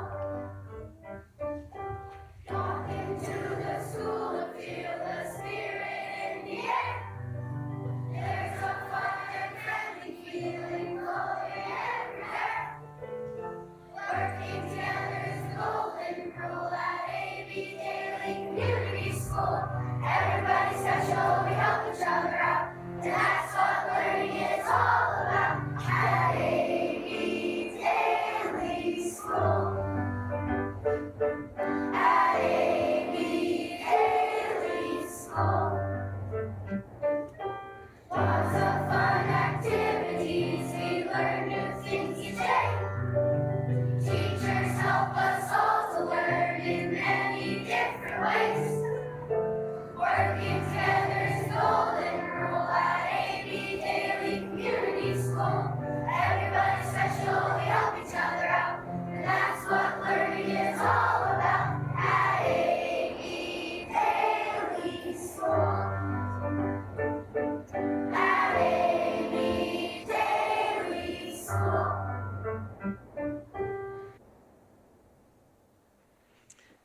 Thank you for watching that. In that video, we saw 200 students singing the school song together in the amphitheater. Sorry. Along with staff and their parents. Parents who sing along and remember the words because they too were once students at A.B. Daily School. The song captures the spirit of the school and the legacy that lived on in the school for decades. You saw students, staff, community members using our Learning Commons space. A space that was used in that capacity in every minute of every day. This community understands that with the potential, this committee, understands that with the potentially new building of an elementary school comes the challenge of right sizing. As well, this committee understands that this means new elementary school would face a significant decrease in the size of the library Learning Commons space. We understand that the likelihood of keeping an amphitheater space in the new school is next to none. And truly, it is heartbreaking for the school's current and potential students, staff, and community.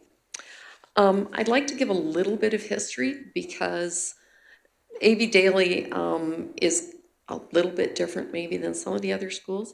The whole community was involved in the planning and use of A.B. Daily in 1982.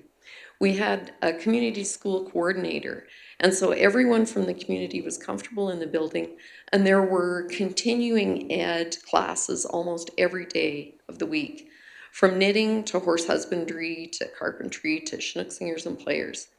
There were many volunteers who came and read with students during the day. We still have volunteers coming in to give students one-on-one reading. The community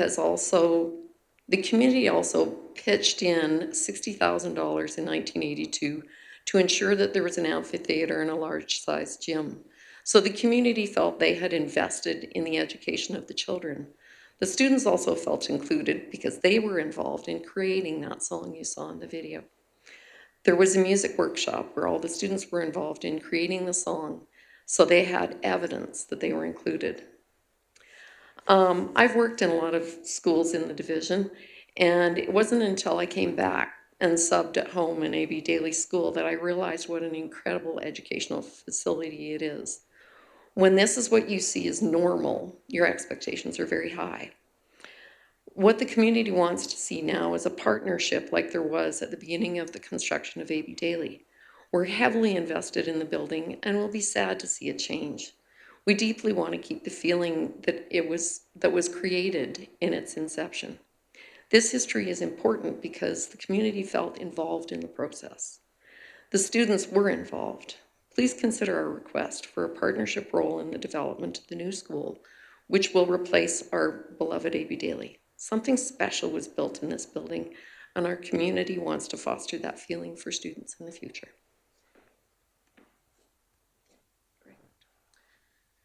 So, pardon me. We are here today to ask the board to partner with us as we work towards fundraising to ensure we can build a large library, learning common space in the new elementary school. We would like the board to recognize us as a legitimate and viable fundraising committee. We believe 100 meters square is a feasible amount of square meters to add to the space, given the increased cost per square meter. However, this is only a guess, and we're unsure of what the new square footage of the library and the new school would be. We only know that we don't want to lose what we have at the current A.B. Daly library space. We've understood through communications with Associate Superintendent Jeff Perry that the additional square meters may cost anywhere between $650,000 to $750,000. We've seen the academic success carry on at the school for many years. This success was carried on even with numerous staff changes and leadership changes. And although we could dismiss it as coincidence, we feel that having one of the largest libraries spaces in the division and having some of the highest PTA scores is something we pay attention to. Every year, A.B. Daly consistently does well on their PAT exams. Most notably, it excels in literacy. Their scores are, well above those of the rest of Alberta.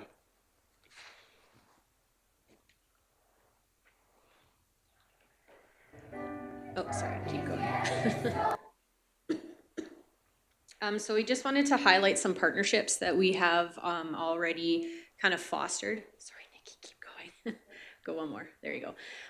So when we met with Jeff and some of the board members at our meeting in early December, one of the requests that we find a guarantor for the potential loan if we were not able as a committee to come up with the money.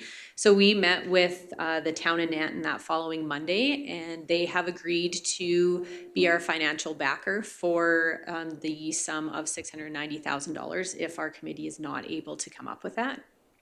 Some of the other major partnerships that we have facilitated already are the Nanton Future Foundation. So the Nanton Future Foundation was a group that was put together when the roof of the rink caved in 2010.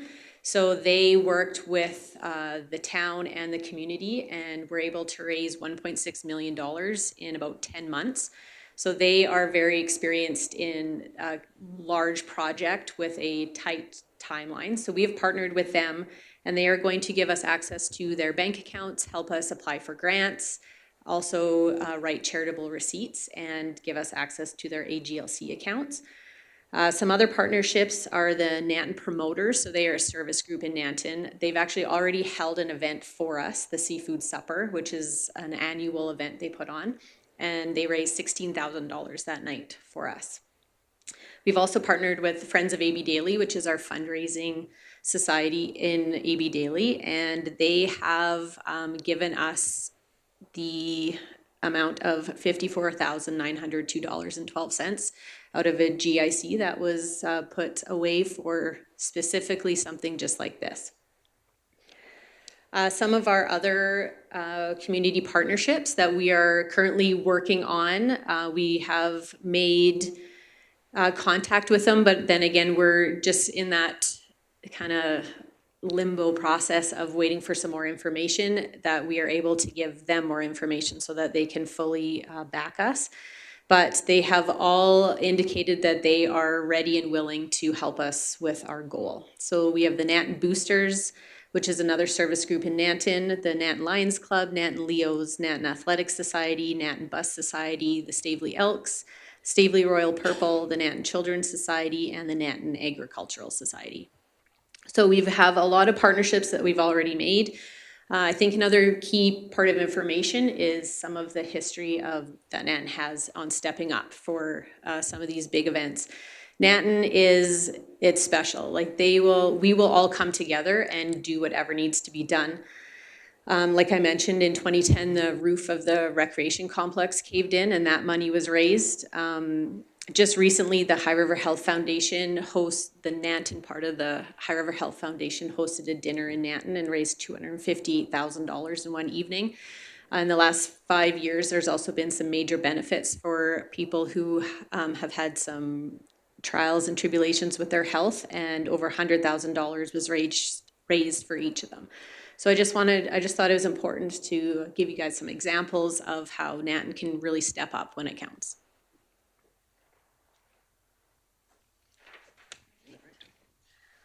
So we've also come here to ask the board that we be invited to the part of the conversation around the enhancement. We are requesting that the board allow the representatives from the Nanton School Enhancement Committee to be part of the Nanton School Solution Advisory Committee. This committee feels we need to be part of the conversation surrounding the new and modernizations of the school, putting forward significant amount of work and fundraising to the library learning commons, and we want to ensure that the particular part of the building we best serve future students. Did I read that right? And continue the school's legacy of excellence. We also feel that having firsthand knowledge in the process will help us to apply for grants and those types of things within the community. Finally, we are asking the board to allow us to have access to the plans for the new elementary school. This access and information will help us during our presentation to donors. We would like to show potential donors plans that include the extra 100 square meters of the library space and be able to compare what it would look like to what it will be like with the new 100 square meters. It is very hard for potential donors to commit to funding when they can't see what they're going to get for it. So, as you likely know, people in Nanton have very mixed feelings about the project, and we would like to partner with you to bring together to work towards something great for the children of Nanton. The motto of LRSD is every student, every day. And in the spirit, we would like to see the learning opportunities enhanced for every student at A.B. Daly School. Students come first. Our committee wants to put students first by ensuring they have ample space to grow their learning, love of reading, and grow their potential for future success. We want the legacy of A.B. Daly Community School to carry forward into the new elementary school.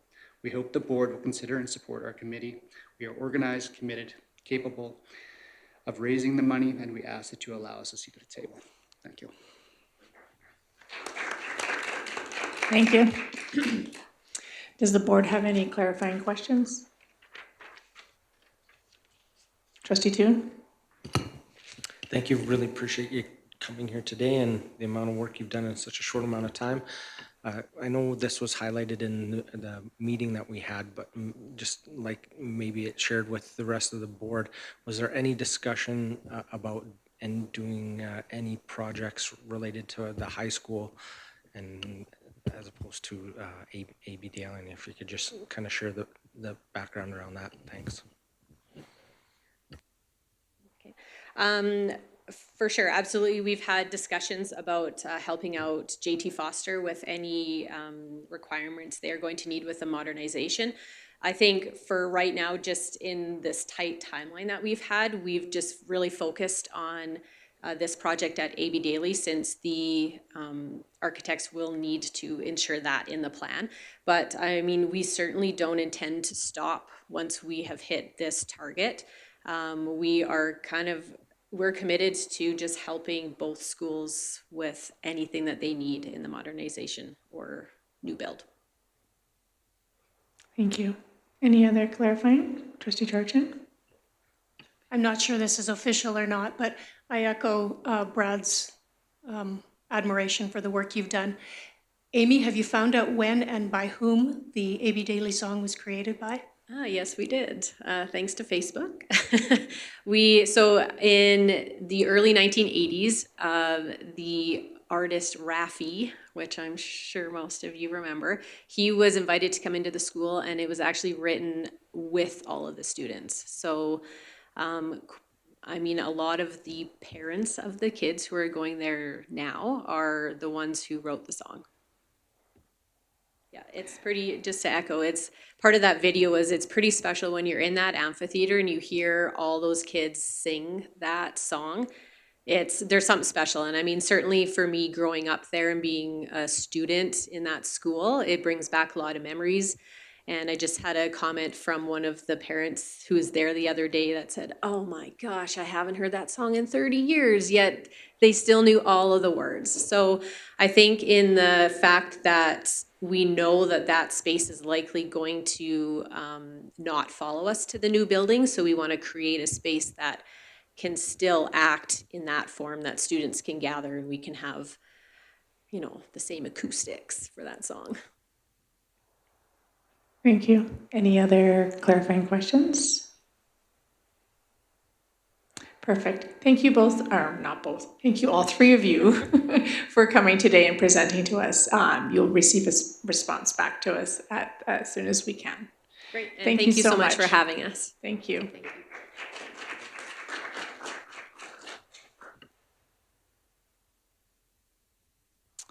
All right, we have a hard stop at lunch today at 11:30, so I think we will just break here and we will pick up from the table where we left off when we come back from lunch.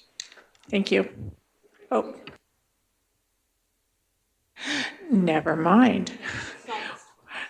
The hard stop is 12 now. So we will pick up from the table where we left off. And Nikki, the screen in the front is now working, the middle, just the middle one. So, yeah, and so we are on recommendation, nope, where are we? Yeah, no, we're still in the board self-evaluation. We are in the third amendment that Trustee Gimber did, right? Okay, that the board chair contact ASBA to book a facilitator for both the board self-evaluation and the superintendent's evaluation with dates set by the chair and vice chair. And then Trustee Charchin added to it to investigate the amendment, investigate the cost and availability of having the evaluations both from ASBA and Chris Meaton. All right, Trustee Charchin, sorry, did you speak to that as to the amendment, and then we'll open it up? Yeah, I feel a bit confused as to whether we're trying to, I just feel like I don't have enough information about the cost and about the potential presenters, so would just like some more information. Perfect, thank you. Any questions or comments? Trustee Poitras? Sorry, so just to be clear, the amendment to the amendment will read that the board chair contact ASBA and Chris Meaton to investigate the costs and availability of having evaluations? Okay, I see. So if she's amending Carla's amendment. Okay, sorry, I just needed a minute to, so then you're taking out the booking of the facilities. Okay, just need to get that clear in my mind, I think. Are you good, Trustee Poitras? Okay. So the recommendation is we're just to investigate and not book right now and come back to the board with the information. Trustee Poitras. I just have concerns with the timeline. When Lori and I sat down together and we're meeting planning and had Daryl there as well, we've had multiple evaluators reach out to us and just check, hey, are you going with someone else this year? Are you still looking? Because my calendar is filling up. So I just have a concern in waiting till the third week in January to bring it back here, present that, get approval one way or the other, and then reach out in end of January, early February to try and find dates. I would just be concerned about that timeline.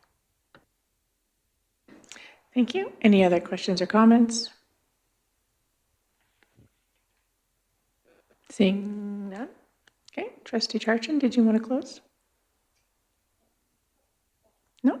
All right, so we are voting on the amended motion that the board contact ASBA and Chris Meaton to investigate the cost and availability of having them both facilitate the board evaluation and superintendent evaluation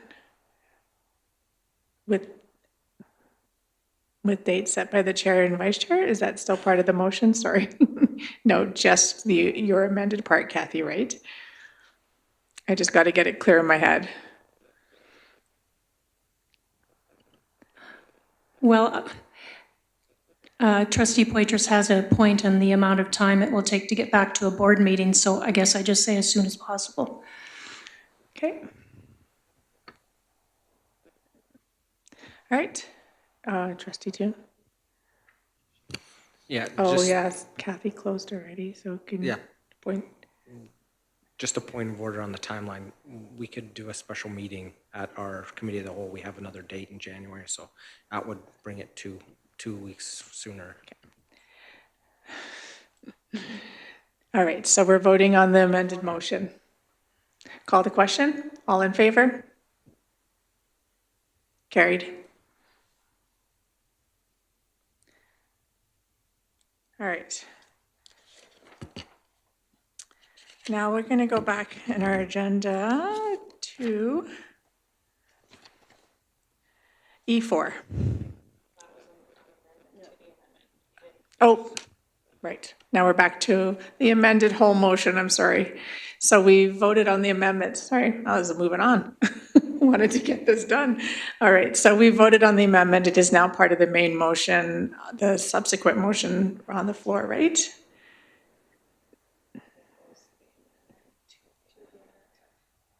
Yeah. Yeah. That the board, this is the motion coming forward now, that the board contact ASBA and Chris Meeting to investigate the cost and availability of having them both facilitate both the board self-evaluation and superintendent's evaluation as soon as possible. This is the motion we are voting on. Is there any questions, comments?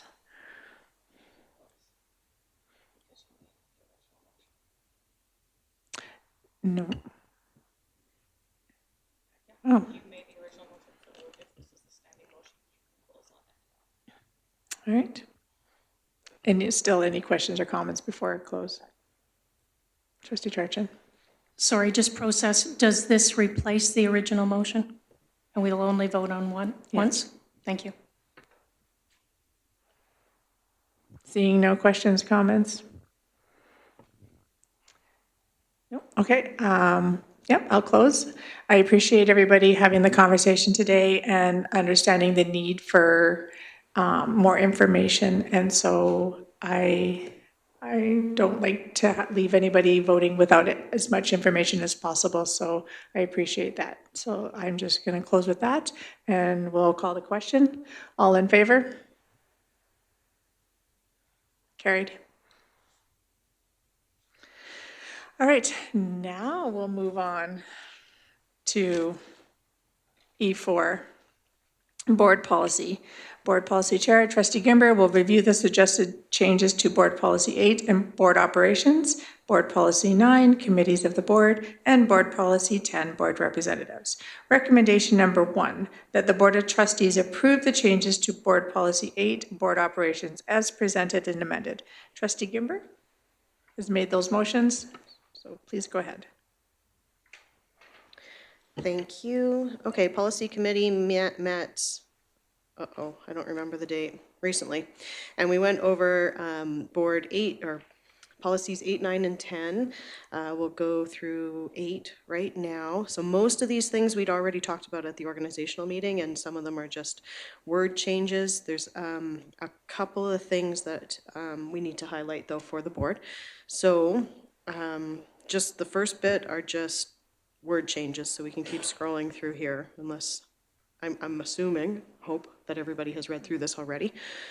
Okay, so we'll keep going down, and then keep going. And we can keep going. None of this has changed, really.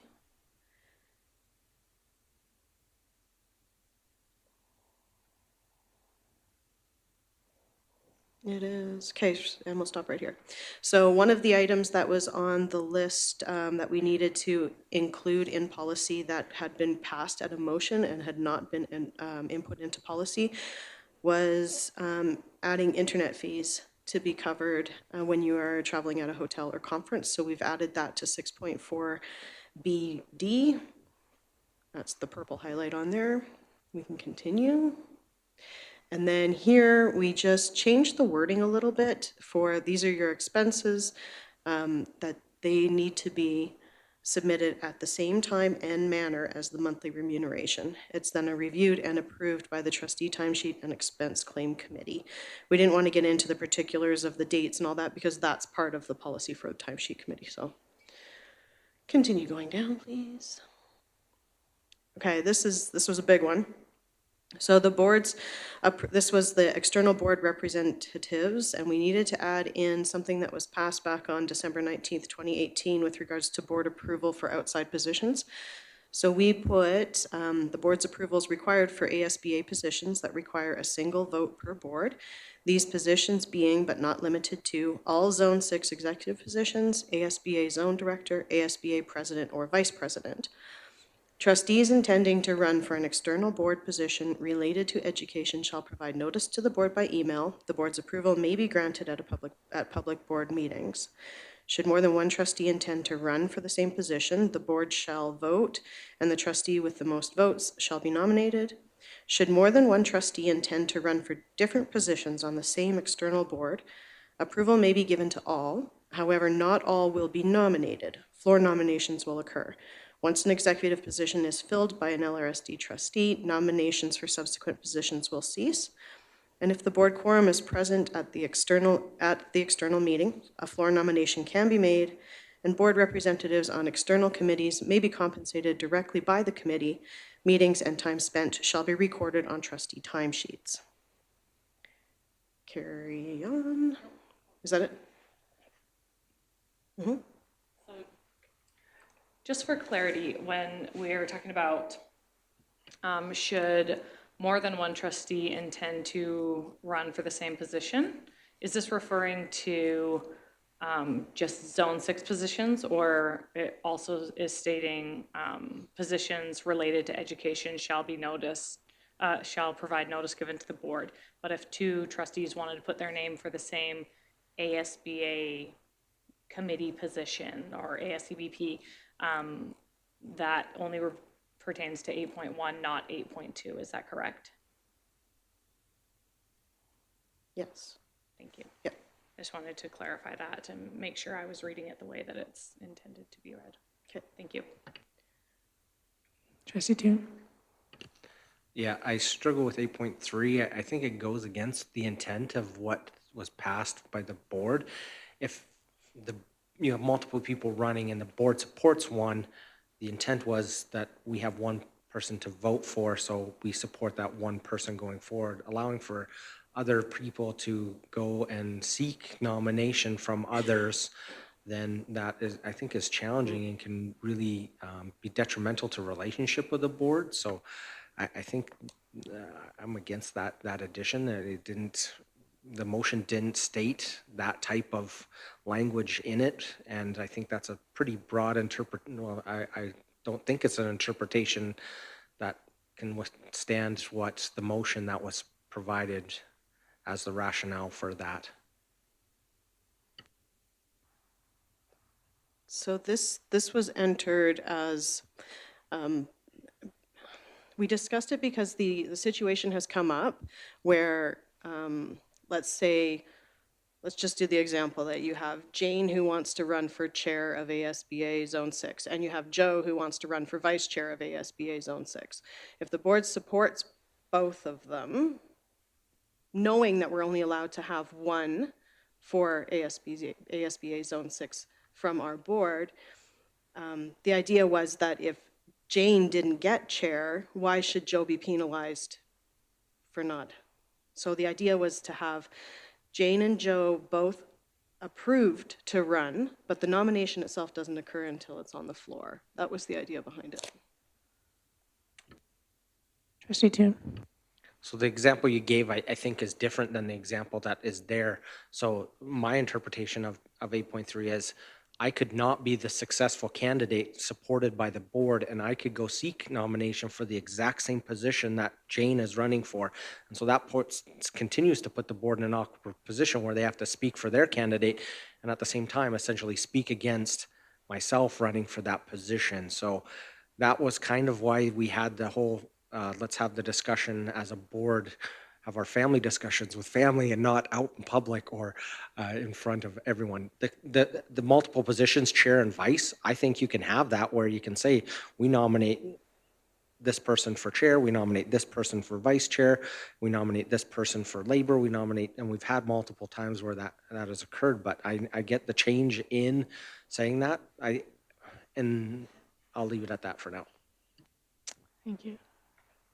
So my understanding in the current policy, or what we've done, is that you couldn't have, like, we wouldn't be able to support Jane and Joe both running for chair and vice chair of ASBA, for example. You can't have two. Is that correct? Trustee Poitras. Yeah, you're correct in what you're saying. We can support both, but we wouldn't approve them. And I think that what Trustee Toon is saying is incorrect. If you read it, it says, should more than one trustee intend to run for different positions for the same external? So we might approve Jane, but Joe also wants to be the chair and they want to run against each other. Well, we haven't approved Joe to run for chair. We have approved him to run for vice chair should our chair candidate not be successful. And the reason for that, for anyone who isn't aware, is you cannot have chair and vice chair from the same board on the zone. And so that's why we're saying you couldn't, if Jane became the chair, then Joe could not be the vice chair. However, if Jane was not successful, then Joe could put his name forward. But I think I understand what you're saying, Trustee Toon, but I think that specific wording here that says intend to run for different positions on the same external board negates your concern, it would be my understanding. I don't know if that helps. When I first read it, I read it the way you were reading it as well until I went back and kind of read it a little closer. So I think that negates the concern.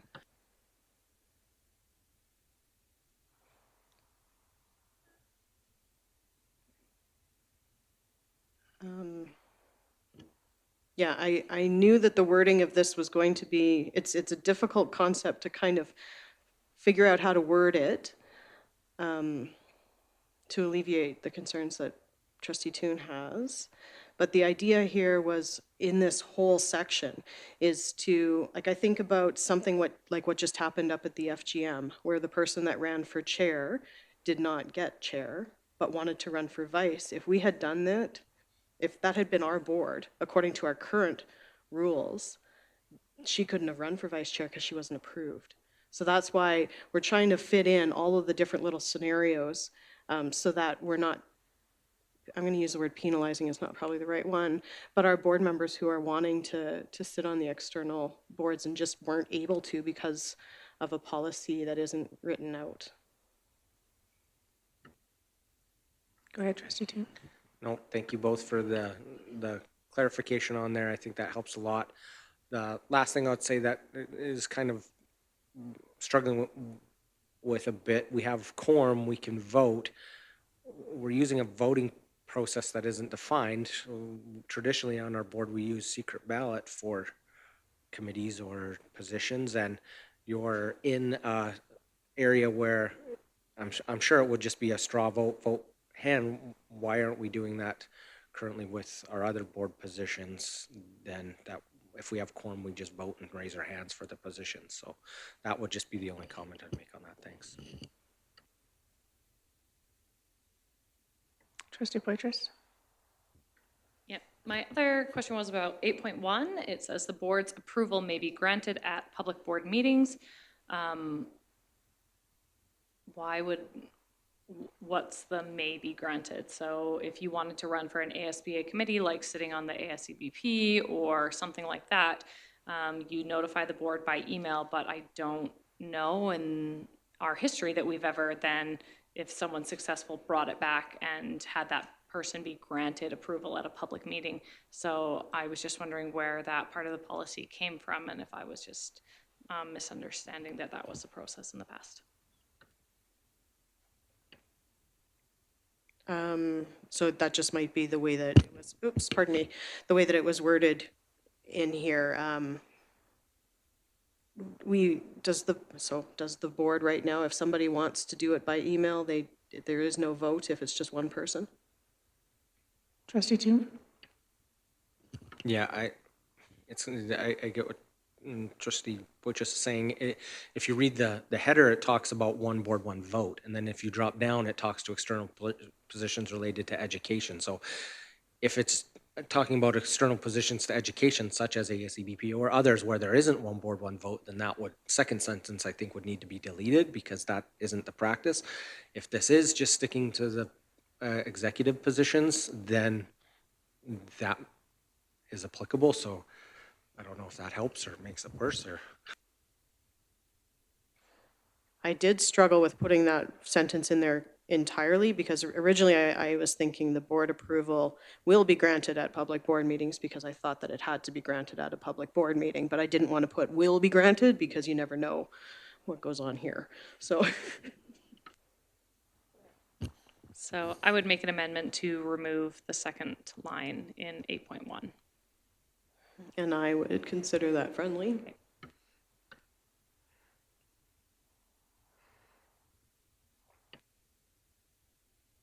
Chair, I have nothing else for this policy. Any other questions or comments around policy 8? 9, sorry. Trustee Toon? Just Is it 8? throw it in reverse a little bit. For the previous, we kind of skipped by the Yeah. application of submitting items and receipts, and I agree it needs to be done that. So is the board's understanding that if something isn't submitted at the same time, if expenses are not submitted at the same time as monthly remuneration, then it won't be reviewed and it won't be paid? Because the way I read that, it needs to be done at the same time. And my rationale behind that would be, if you don't have to submit a monthly claim form. We have to do it within 3 months of it. You're supposed to, but we all know life happens and things happen. But if you haven't had an expense where you haven't got the receipt in hand or a picture or whatever it takes to submit, I wouldn't submit that based on what our policy says, because if I submit my for remuneration, I can't do it next month. That horse has left the barn on that. So what the policy committee was looking for was how do we word it in there where it's at the same time and manner as the process that we use for monthly remuneration? And maybe we just want to use what I just said, but in the same manner as the monthly remuneration? Yeah. Yeah, take the time out of there. Okay. Nikki, can we please remove? Yeah, and then take off that top part. Yep, there we go. Trustee Toon? Thanks. With that amendment, I think that would mean it needs to be done within 3 months, or then that falls under our similar thing. You don't get remuneration for that. That would just be my interpretation. Yeah, perfect, thanks. Anything else on policy 9? All right. I keep reading the opening thing and seeing policy 9. I'm sorry, policy 8. I know it's 8 too. All right, so if there's no other questions or comments, I call the question. All in favor? Passed. All right, moving on to policy 9 now. Yes, they are. All of them are moved by Trustee Gimber. So Trustee Gimber, whenever you're ready. Okay, policy 9. I'll wait for Jeff to bring it up when he has this. Oh, I guess it's up here too now. We have the middle screen here. Okay, policy 9, committees of the board. So this was, there is nothing really new in here at all, except the way that things are maybe worded a tiny bit and moved around. So first of all, is it up? Yeah, it is. Okay. So each committee, we just changed so that the header says like superintendent evaluation with responsibilities is outlined below. And every one of them has that same sentence, superintendent, or with responsibilities is outlined below. We got rid of any of the other wording that may be in there. These things were brought forward at the organizational meeting as their terms of reference. So there's been no changes in there that weren't already reviewed at the organizational meeting. So the one that you'll see there was brought up at the organizational meeting. That's after consultation with the superintendent, determine a particular evaluation process to be followed in the year in which contract extensions is to be considered. So that one was added in. And if we keep scrolling down to D. So D is the First Nation, Métis, Inuit, and LRSD Liaison Committee. This is all exactly the same as it was before, but it was lower down in the list. We wanted to make it so that the descriptions fell in line with the appendix so that they all flowed together and you could follow them. Okay, next one, Regional School Council Committee. We just changed, again, we've talked about this already, the membership. We changed, all trustees are expected to attend the regional school council meetings. We just moved the school administrators from the bottom up a little bit on that one. And then 3 meetings per year, that they're virtual hybrid. We put suggestions in for when those dates are and what they're going to cover. Audit committee had theirs in here as well. And they made some changes, which I believe you've already seen as well, and that's also in Appendix A, so we'll see that in just a moment. Big conversation was had with regards to membership, ensuring that our 2 members of the general public, where possible, we didn't want our hands tied if the general public weren't able to make it to a meeting, but we also had to follow the Education Act with regards to neither can be a trustee, and we put a 2-year term in there just so it can be reviewed. Continuing on. Labor Relations Committee, this was brought forward by them to be added in for terms of reference. We can keep going. And then that one right there, should the province request a representative of the board to be part of provincial negotiations, the chair will be identified as the TIBA representative. That's a change from before, but one that has already been discussed. Appeal and Discipline Committee is 1, so we can keep going past that one now. We merged them. Awards and recognition. I was like 2 screens scrolling. Okay, where are we here? Appeal and Discipline. ATA, so this one was just reviewed. So we're good. Well, we just did the new one we passed today. We did, yeah. And if there's any differences in it, I'll just update it. Emergency Response Committee, that one was just recently updated as well. It wasn't in there before. Advocacy Committee. Trustee Timesheet Committee. Okay, so the new one, the Alberta, so I'm down on P now, is where I am.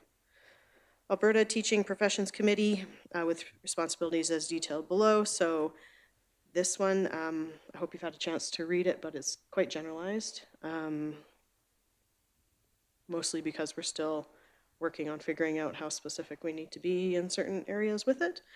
Method of Accountability Committee.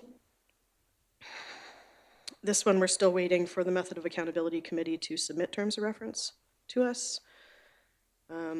So I've put it in there as a placeholder, that's Q, so that we don't forget to get it. R is Grantham Solution Committee, which is now the actual committee as opposed to an ad hoc committee, so it was moved up into that category. And then down in number 2, we have ad hoc committees. So because there's no terms of reference in our current policy, we created an Appendix C, which will show the ad hoc committees with their terms of reference. So continuing to scroll, there was changes to Appendix A in the Audit Committee. We've seen those already. And then Appendix B is the committees and representatives of the board.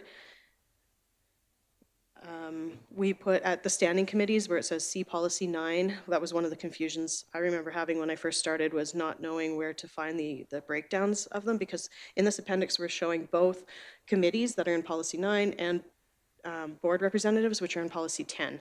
So I wanted to make sure that there was something there that showed the difference between, like, where you can find the information for both. And then we just made it into a chart form with the A, B, C, D, so you can look at it up above. On the right, you'll see the little C's for anybody who's been the chair, who is the chair of that committee. There's R's for representatives, and there's A's for alternates. Ad hoc committees are listed there. If you just scroll down a little bit further, they're kind of halfway there. Representatives of board provincial negotiations. It's right underneath the Labor Relations Committee. The words right there, yeah. Ad hoc committees are listed, and I know PSBAA is listed on there because we met before we had the conversation, so we're going to remove those now because that committee is no longer required. And then board representatives are listed in this, although you find their descriptions in policy 10. And then we have Appendix C is the actual terms of reference for these different committees. So the Nanton Solution Ad Hoc Committee are listed there. And then PSBAA committee, which will come out of there now. We of course, we made that as the appendix so that we can make changes without having to make the policy change. And that is it for this policy. Thank you, policy. That's a lot of work. Any questions or comments? No, seeing none. All right, we have the motion on the floor to approve board policy 9. All in favor? Thank you. All right. Recommendation 3, that the Board of Trustees approve the changes to board policy 10, board representative as presented or amended. Trustee Gimber. Okay, our last one this month was policy 10. So here we just did some cleanup again to the wording. We did put in specifically see policy 9, appendix B, so that you can see the chart. And then the different terms of reference. So there's the ASBA Zone 6 representative, there's the Alberta Southwest Regional Alliance, LRSD Wisdom and Guidance Council. That one, it's been in here before as well, so that's no changes. Livingstone Ski Academy is no changes. And then the very bottom is our Rural Caucus. That's the only brand new one that is in here. Yep, you just passed it. There we go. So that was supplied to us from the Rural Caucus representative. And that's it. All right, perfect. Any questions or comments? Trustee Toon? Traditionally, there's a third meeting for that. That's held at our Rural Education Symposium. So I think we should probably include that one as well. Okay.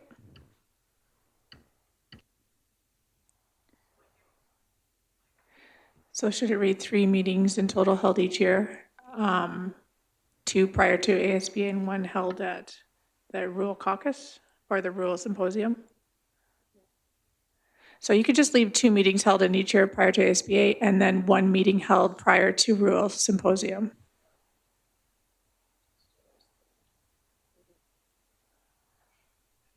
Is that good, Trustee Toon? Yeah, I appreciate that. I think it's important that I have that because then if our rep isn't in attendance at the symposium, another board member can be assigned to fill in. Perfect. And Nikki, can you just remove the word in total off that one line just above? Thank you.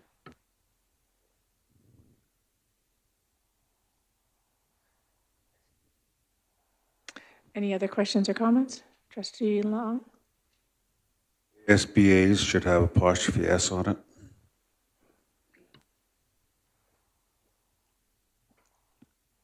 Okay.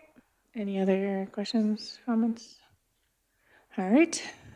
Call the question. That the Board of Trustees approve changes to Board Policy 10. All in favor? Passed. Perfect. We will now break for lunch, and we will have to come back to E6, I think it is. Yeah, E6 and E7. All right, so we'll break for lunch now. We have a start time back at 1 o'clock.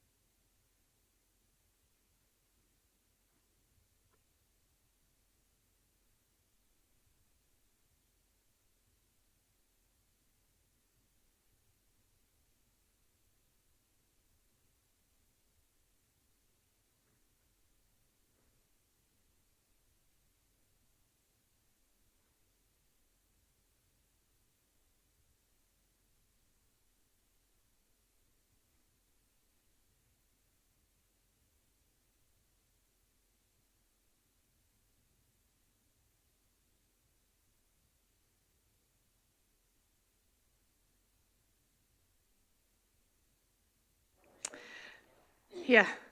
Whew. All right, I'm going to call us back to order at 1:03. I'd like to just give a special thanks to M&A Catering for a wonderful Christmas lunch that they hosted for us today, and special thanks to all our divisional staff for being able to join us and had a wonderful, wonderful lunch. So now we will move on to E6, our board professional learning. During the board governance workshop, the trustees discussed the potential of having a trustee building workshop. The recommendation that the board of trustees direct the professional development committee to arrange for a trustee building workshop with dates to be determined. That motion is being made by trustee Gimber.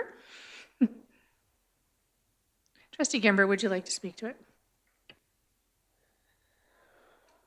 Okay. So we had a meeting to discuss all the different professional learning opportunities. I guess I'm speaking directly to this recommendation, hey? Okay, so in that case, we had a lot of confusion actually at the committee meeting with regards to exactly what it was we were looking to book. We weren't exactly sure what the direction of the board was for this, if it was supposed to be more like, I know it says trust building, but that can encompass so many different things. We don't have any recommendations to bring forward right now. We need more direction, especially from the chair and the vice chair with regards to where this should go.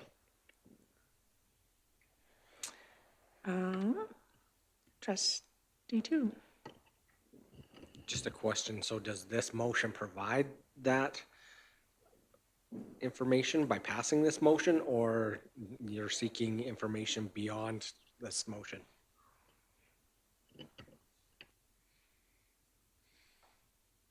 Sorry, trustee Yegas actually originally sent in this motion, and so since she's not here yet, I'd asked trustee Gimber, because she's on the committee together, if she was able to speak to it. I'm just wondering if maybe we should postpone this motion to the January meeting, since she's not here to directly speak to it, or do you feel like you?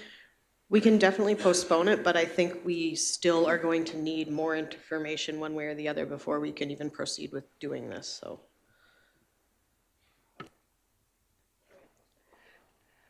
Trustee Poitras? So are we just speaking to the postponement motion that you have right now? Yes. Okay. This is something that we discussed doing in February or March. So I just worry about postponing being able to find a facilitator in time. That would be my only concern with postponing it. Okay, thank you. Anybody else have any concerns around trustee Toon? Yeah, I concur with trustee Poitras, and I think it's key when we're talking that short of a time frame, using our existing dates that we already have. We have some committee of the whole dates. I think that would be really key to make sure that we can, because we really want to make sure we have the entire board here, and at this point, that could be in jeopardy if we don't use those dates, and administration as well. Okay, thank you. Any other comments? All right, we'll just vote on whether to postpone this to our January meeting or not. All in favor to postpone? Okay, not passed. All right, continue on with the conversation. So the professional learning is more or less seeking information as to what the trustees would like to see, whether it is a trust building or just seeking clarity around what to look for. Is that kind of the gist of it, trustee Gimber? Yes, trustee Yegos was just not sure exactly what it was that the chair and the vice chair were asking us to put together. The feeling was that there was a direction that the chair and vice chair had that they wanted to go with this, and that professional learning was supposed to be putting it together. We just don't know exactly where it is that we're supposed to be headed with this, whether it's a colors thing, whether it's a 7 Habits presentation. I don't know. We need more direction on what exactly it is wanted here. Perfect, thank you. Trustee Charchard? Just to clarify, the confusion is not around a professional development on trust. It's about what type of professional development. Is that accurate? What does trust mean is the question. Well, if I What does a recall- trust Yeah. presentation mean? If I recall correctly, that when we did our governance workshop in Edmonton, that it was brought up that, that it may be beneficial to us. So just taking us back to the root of where this conversation began. Thank you. Trustee Poitras? Yeah, I think that the reason we have committees is to direct them to do things. And I can understand the professional development feeling a little unsure because there was a lot of different pieces discussed. And sometimes we've had recommendations coming forward that aren't being supported. However, I think with this motion, the board of, if this passes, the Board of Trustees is clearly voting in favor of the Professional Development Committee seeking out a trust building workshop with dates and booking that for the board. And so this is leaving the ball completely in the Professional Development Committee's court to seek out what they would want and move forward of, I would amend it to include a budget. However, I'm unaware of what the trustee group PD budget would still have in it for the year. So Trustee Poitras, are you making an amendment? Sorry, no, I was just clarifying that when something is delegated to specific committees, it's my understanding that that committee has the right to make those decisions on behalf of the board to move forward. Okay, thank you. Trustee Tu? I think Trustee Poitras raised a good concern about the budget, and I would amend it to say using any available remaining dollars from the group PD budget, and that way they can work with Mr. Perry and find out what exactly that is, and it doesn't hold up the process, and they can tailor it to fit whatever we have remaining in the budget for that. Trustee Gimber? So one of the conversations that we had was with regards to the word trust building. It's a professional learning committee. It's not a, to me, well, from my perspective, trust building is something that the chair and the vice chair would create during a retreat, for example.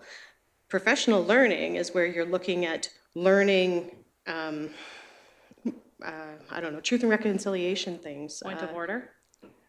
Shouldn't we just be talking about the amendment about adding the remaining dollars?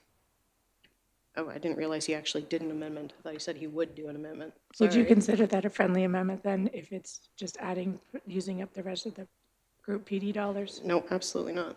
Okay, so we have an amendment on the floor that the Board of Trustees direct the Professional Development Committee to arrange for a trust building workshop with dates to be determined and using any remaining available dollars in the budget. So now we were just speaking to the amendment. Any questions, comments around the amendment? Trustee Gimber? So the Professional Learning Committee had their first meeting to discuss what we were going to do for the year, and it did not include this trust building workshop. And if you use any remaining dollars that are in the budget for it, then there's nothing left for the trust committee or the Professional Learning Committee to do for the rest of the year. Trustee Toon? Yeah, I would propose an amendment to the amendment, not using any remaining available dollars, not exceeding any available dollars in the budget. So the constraint is the budget, but if there's other plans that need to happen out of that budget, the Professional Learning Committee, and I hear what Trustee Gimmer is saying, I don't feel that it's the chair and the vice role to do this work because it fits in with our general goals of professional learning as a group. So I think the Professional Learning Committee, I get there's some anxiety around the topic, but I think it needs to fit in with what our goals are as an entire board functioning for Group PD. And if you'll know if there's more proposals coming forward for things, but we're in December now, and if nothing comes in the next month or two, what other Group PD will there won't be any other events use up any dollars there. So I think that would be my argument on why I feel that this is the role and responsibility of the Professional Learning Committee to take that. And I know that you'll do a fantastic job in choosing anything to go under that umbrella. Trustee Toon, would you consider your amendment friendly to your amendment? Definitely. All right, so now we are addressing the amendment to the amendment, which is to add using any available dollars in the budget. Any questions or comments around that? All right. Trustee Toon, did you want to close? No, I'm good, thanks. All right, so we're voting just on the amendment, which is to add using any available dollars in the budget. All in favor? Okay, passed. So now we're back to the motion of, which one are we at now? That the Board of Trustees direct to arrange for a trust building workshop with dates to be determined using any available dollars in the budget. Any questions or comments around that?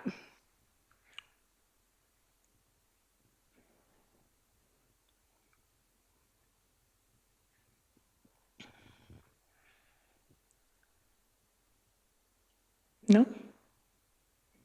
Trustee Poitras? So for clarity, if this motion passes, is the board expecting them, this says, direct the Professional Development Committee to arrange for a trust building workshop with dates? So that would then mean that they can pick dates and book it, right? They're not coming back for approval once they've Nope, narrowed that's it what down. we're given here. I Okay, think it's the that's what approval, it's yeah. giving.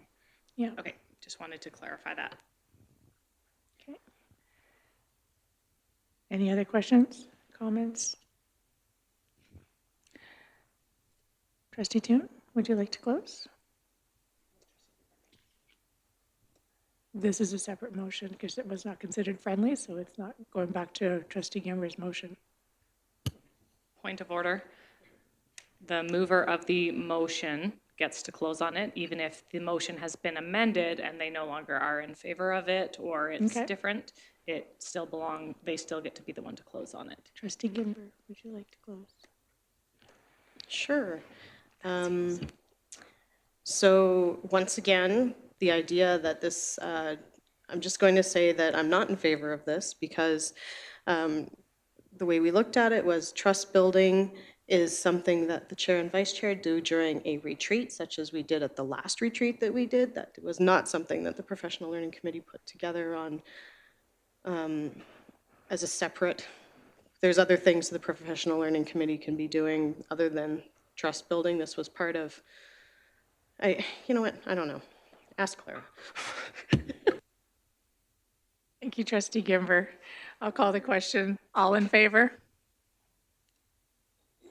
Passed. All right, now we go on to E7. Do you have that on there, Nikki? Just pull the professional development for anyone seeking permission to go to any conferences or anything else. Trustee Charchin? Thank you. I'd like to request to attend any Speakers Corners sessions from my personal professional development. Perfect. Any other requests? Trustee Toon? Sure, I just to ease not having to come back and ask for one, if there's one specific that I would need, I would ask the same request as well. Okay. Anybody else? No? Okay. Pardon me? Go ahead, Trustee Gimber. I just want to clarify that this means from this point forward, right? Yeah, okay. Trustee Charchin? I forgot to turn it off before. I did attend one on December 11th that I was hoping could throw that in, but if I can't, that's fine. Sorry, yes. just include that under that, Nikki, that trustee Chartram was also seeking for December 11th.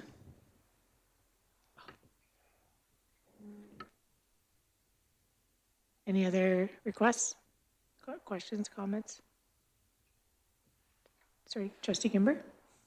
The policy is quite clear that you need to seek approval before attending it, so I would not be in favor of approving the past one. I've been down this road before, and I think that it's important that we follow policy. Trustee Chartram? Good grief. Please remove the December 11th. Okay. All right, any other requests on the agenda for PD? All right, seeing none. All in favor? Passed. Thank you. All right, now we are on to discussion items. Mr. Seguin, how long do you think this will take? Because we have a presentation at 1:30. It's 1:20. I mean, to go through the presentation, probably, 10 or 15 minutes, and then depends on how many questions the trustees have. Okay. Maybe we can just postpone our presentation for just 15 minutes. Maybe we can just let her know.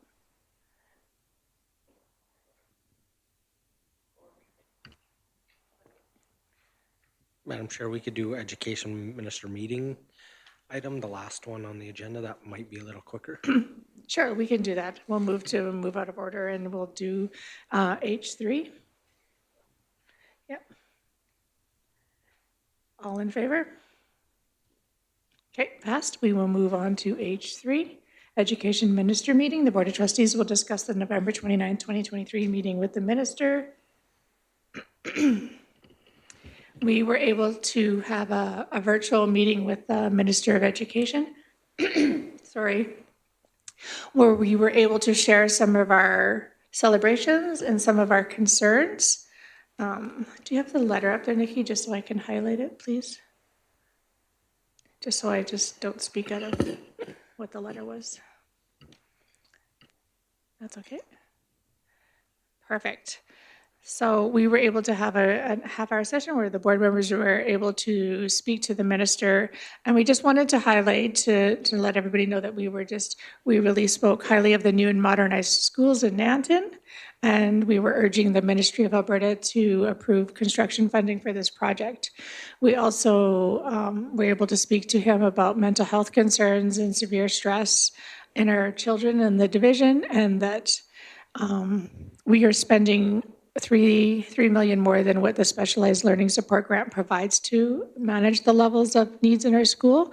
And we encourage the cross-ministry action between Alberta Health Services and Alberta Education to provide immediate and ongoing mental health supports. We wanted to thank the minister for the additional funding that we get in the current and prior years, but it would be really nice to have received before the start of the school year to allow us better to strategically provide meaningful and impactful programming to schools. So where possible, we encourage funding to be built into the ongoing funding formulas to ensure predictability and sustaining funding. And dual credit is a great example where this would be extremely beneficial.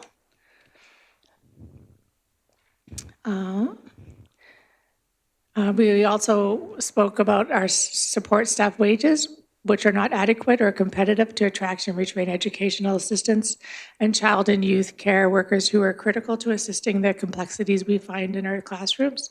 We requested that additional funding to support competitive wages for these staff members are important to education in our schools.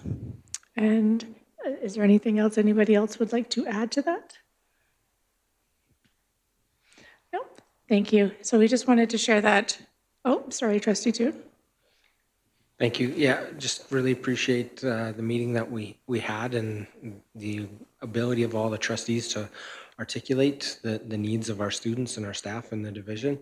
Administration does a great job of providing us with information to help back up what we are hearing and feeling as trustees and those concerns. And just want to thank the chair and the vice chair for all that they do and carrying that advocacy message along. And the one positive that the whole meeting was positive, but the one positive comment I just want to reiterate that the minister said, it's not a matter of if we'll at some point receive funding for Nanton, but when. They don't put money into the design dollars. His feeling was they don't put money into design dollars unless they intend to build. So that was really exciting to hear, because that's something that we hadn't heard from the minister before. Yes, thank you, Brad. That was very encouraging. Anything else? All right, thank you, everyone. I now see we have our International Education Jazz with us. International Coordinator Jazz Schmiller, close, will present an international education update to the Board of Trustees. Come on up, please, Jazz. Yeah, right here by, oh, right there? By Nikki. Okay, wherever you're most comfortable.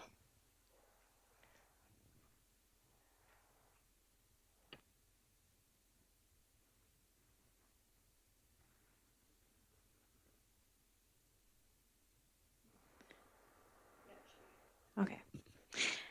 All right, so international this year, just the second slide, Nikki. So for student enrollment comparison to last year, we had 64 students total, which was equivalent to 42.5 FTE. And this year, we for 23-24, we have 78 students. That's inclusive of semester students that we're expecting, and it's 54.2 FTE. So we've grown a little bit.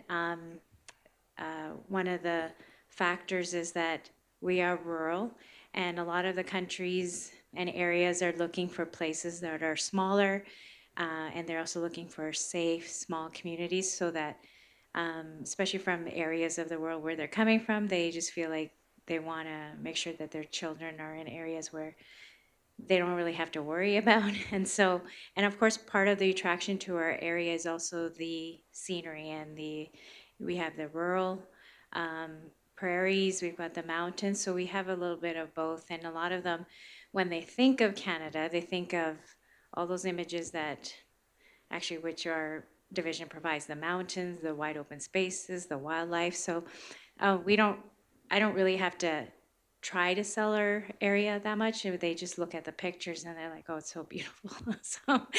So it's just more so it's just getting noticed because we are small. So usually when they're doing searches and such, we may not come up as locations as BC. So it's just more kind of marketing ourselves so that we get noticed. And for countries this year, we have 12 countries from where students have come from. So new for this year is Brazil. So Brazil will be having 15 scholarship students from Brazil. So they're basically funded by the Brazilian government in that area that they're from. So this is great because a lot of these scholarship students, they wouldn't have had this opportunity to do a semester abroad. So we're looking to welcome them. So that's a new country for us this year. And same thing with China. The students from China actually are not high school age, they're elementary. They actually come with their parents, so their minors are accompanied by their parents. So they generally live with their parents. They just pay international fees because the parents don't have a work permit or study permit, so they just come on a visitor visa. And out of that list, and then also Thailand is another new country for this year. We have 2 students from Thailand, one that's based here in Fort Macleod, and then one in Claresholm. And that was, I just randomly got an email, and they were interested in coming. So now we have students from Thailand. So we're excited to continue working with Thailand and hopefully get more students in the future. Jazz? Yeah. Sorry to interrupt. How long do the elementary students come for with their parents? How long is that? Full year. A full year? Yeah. Okay. And so we'll see if they're here next year.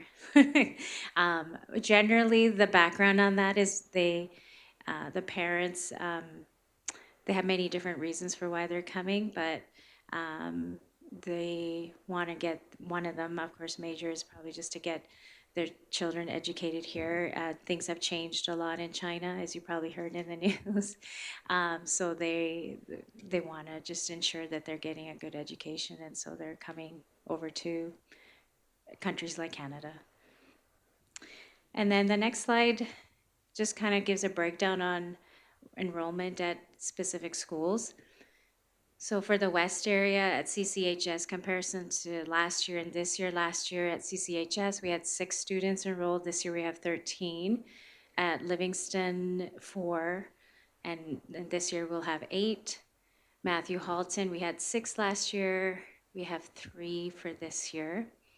FP Walsh, 18, and now 13. And Willow Creek was 13, this year 21. And JT, 17 last year and 10 this year. So as you can see, like overall for the West area, we're definitely lower in numbers. Overall, generally, we don't have as many host families there as comparison to the North area. That's something that we're always working on, is recruitment. Recruitment is always ongoing, so we're always looking for host families. So if all of you could help us promote this program in your areas, that would be great. And like I said, for the North area, we have a lot of families, but usually every year we have turnover where some families, especially if they don't have kids anymore, they may end up not wanting to host. So there's all variety of reasons, but basically anyone can host. You don't have to have children in the home. We have empty nesters as well hosting. In fact, some in cases with empty nesters, we can place 2 students. Usually it's 2 from, they have to be from different countries and speak different languages, so that they become kind of like siblings to one another. And then they also have that companionship as well.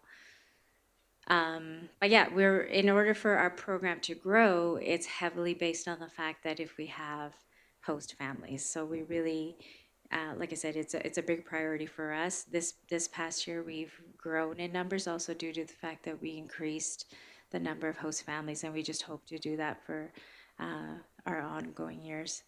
And then I just made a note that those Chinese students that are accompanied by their natural parents, there's 3 of them at West Meadow Elementary, and 2 of them are at AB Daly. And we'll see. I think likely we'll just have more attracted to come to our area. Claire's home, of course, is very attractive because of that immigration program. So there's a lot that want to come specifically to that area. But some of them are spreading out to other areas. There's for next year, there's some that are going to go to CCHS as well. All right, the next slide. So highlights from this year. So as I mentioned, we had students come from Thailand this year, but we always also get inquiries from other markets like Africa and Middle East, which we haven't had the opportunity to work with, as well as India and some Chinese students, but overall the Chinese market is declining a bit. But hopefully, like I said, we can diversify in the future, that we can welcome students from all over the world and kind of represent the different parts. It would be kind of cool to see that. We are getting more and more requests for students who want to graduate with a high school diploma. So we've had about 8 students so far, at least since I've been here, that have graduated with a high school diploma. Generally, we require them to spend 2 years here, so grade 11 and 12, and just to ensure that they get all their required courses and credits. So usually we just look at their grade 10 transcripts and give them credit for the courses they completed there. And a lot of them are also requesting help with post-secondary applications. So our career practitioners have been helping them to ensure that if they're applying for college or university locally, that they have that can help them with the application process as well. So we have 1 student from Turkey this year here at Fort Macleod that's graduating. And and I believe that's the only one this year. But we're getting more. Actually, Turkey is one country where there's a lot more of the students that are coming with the intention of graduating. So we will be getting a couple more next year that will intend on staying for 2 years to complete their high school diploma. The other things that we've got some competitive international students. We had one international student here in Fort Macleod that competed in provincials for cross-country running. We do have a lot of our international students participate in the extracurricular activities and sports. You may have seen or know of them, volleyball, basketball. So they're on teams and they're really enjoying that experience. That's another highlight for our area. I usually try to point this out that if they go to the cities, it's very competitive and they're likely, you have to be one of the best, but you come here, we just need you.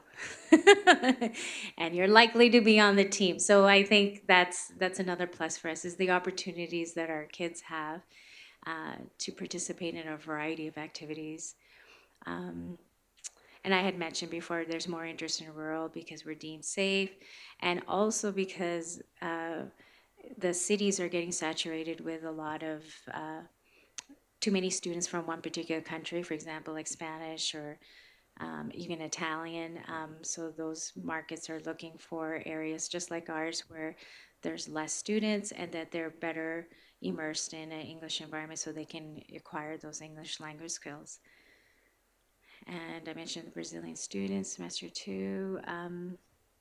Yeah, and then just a note about our team. So it's myself and our 2 homestay coordinators, one for the west area. It's Alana Merritt and then Jolie Toon on the north side.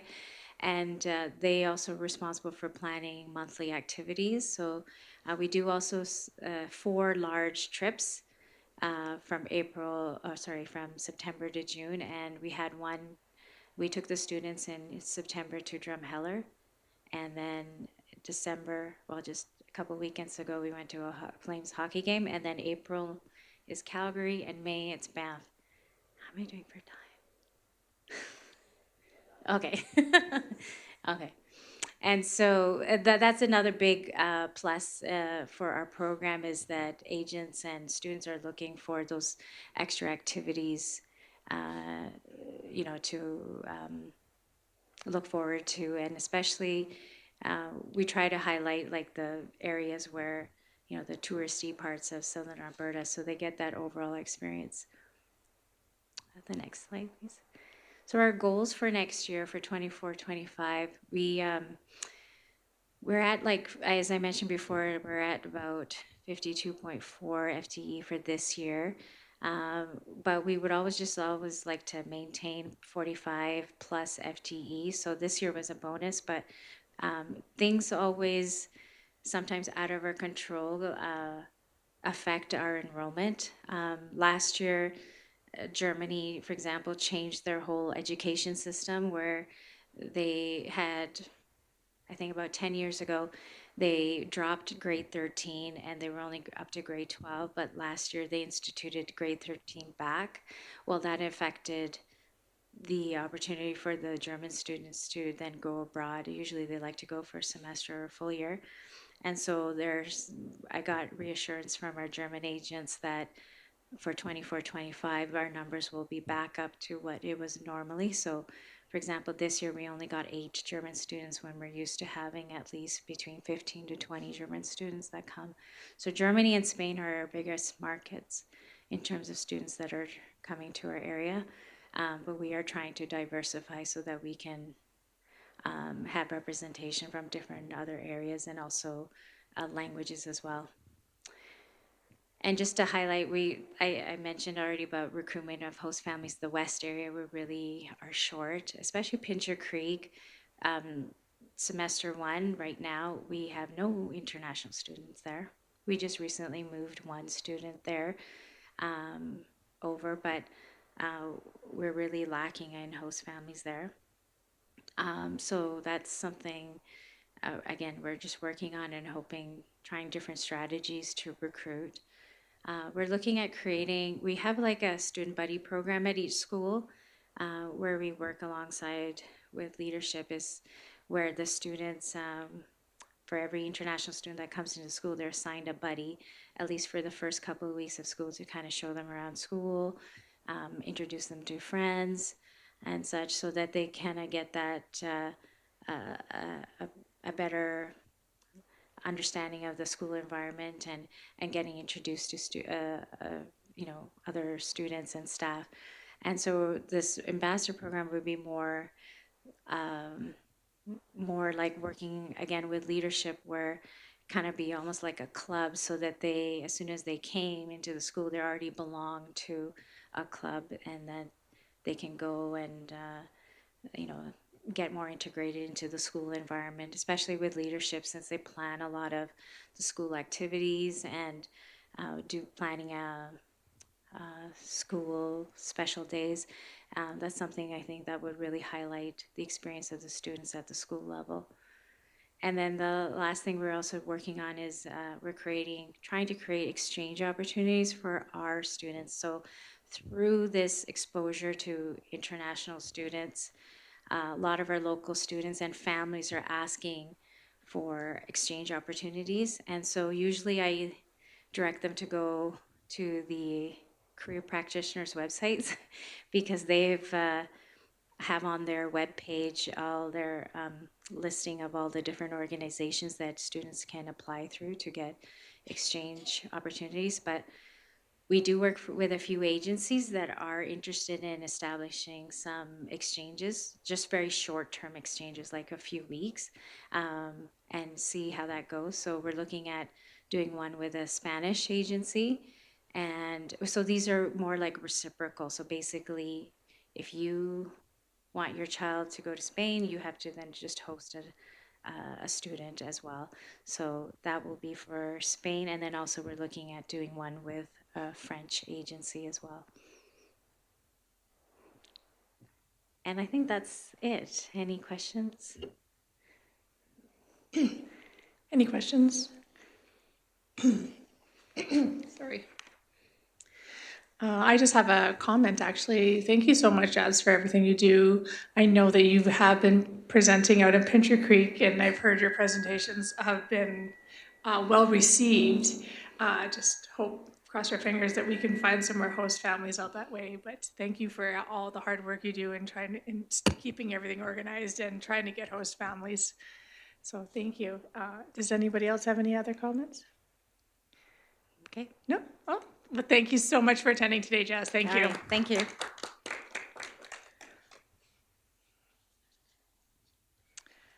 All right. Now we will, I don't even know where I am anymore. We're on H1 now. That is our 4-day school week. The board has requested an update presentation from administration. Senior admin will provide the board with an overview of the exploration to consider a 4-day school week. Mr. Seguin. All right, thank you very much. We'll just wait till Nikki and Jeff maybe get the presentation pulled up there.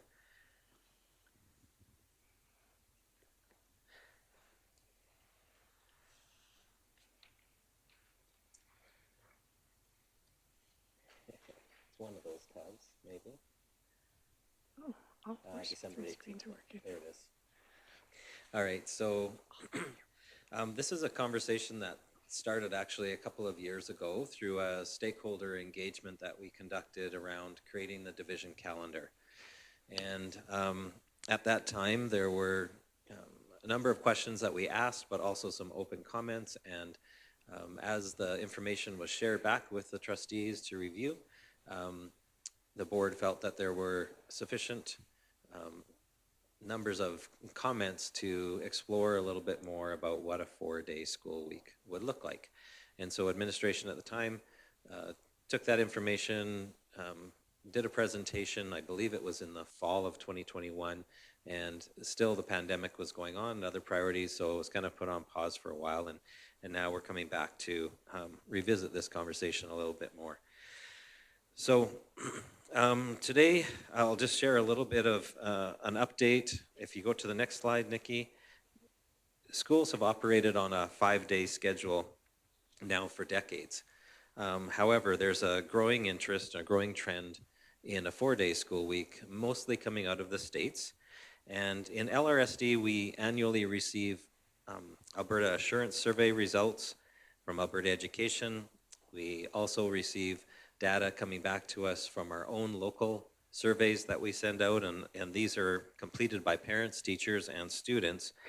And after reviewing the data, we noticed that we would like to see growth in Livingston Range in a number of areas, and some of those things are mentioned on here. So student engagement, academic results, graduation rates, etc.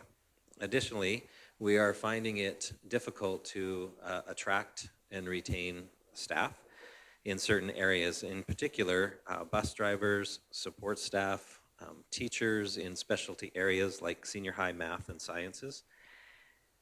We are also experiencing a shortage of substitute teachers, and often our school staff are covering internally where needed, and sometimes that means they must remain back at the school and not come to division office to participate in professional learning because no subs are available. And so we have this sporadic professional development happening right now. We also find ourselves in a time and in a place where we need to find some budget efficiencies.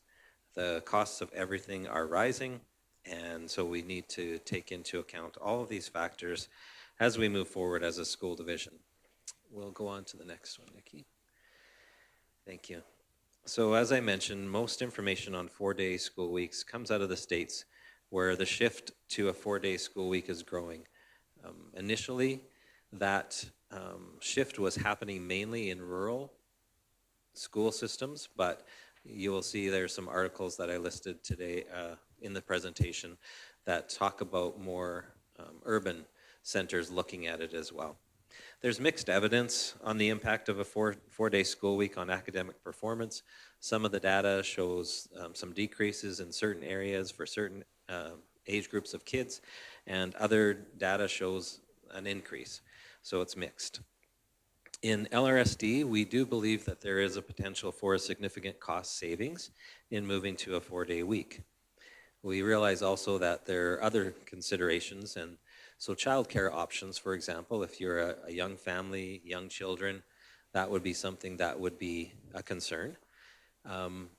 There is some indication coming out of those school divisions in the States that have implemented a 4-day week that it's a recruitment tool to be able to offer that shortened week.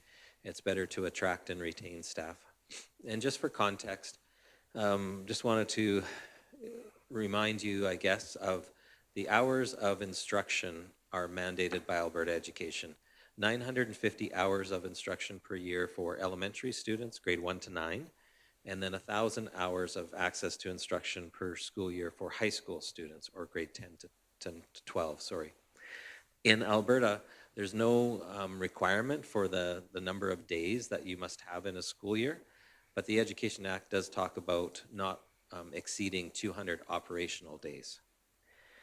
Diploma exam dates as well are set by the province, and so right now there's not a lot of flexibility in those diploma exam dates, and usually those happen at the end of a semester, for us mostly in the end of January and in the end of June. Okay, let's move forward.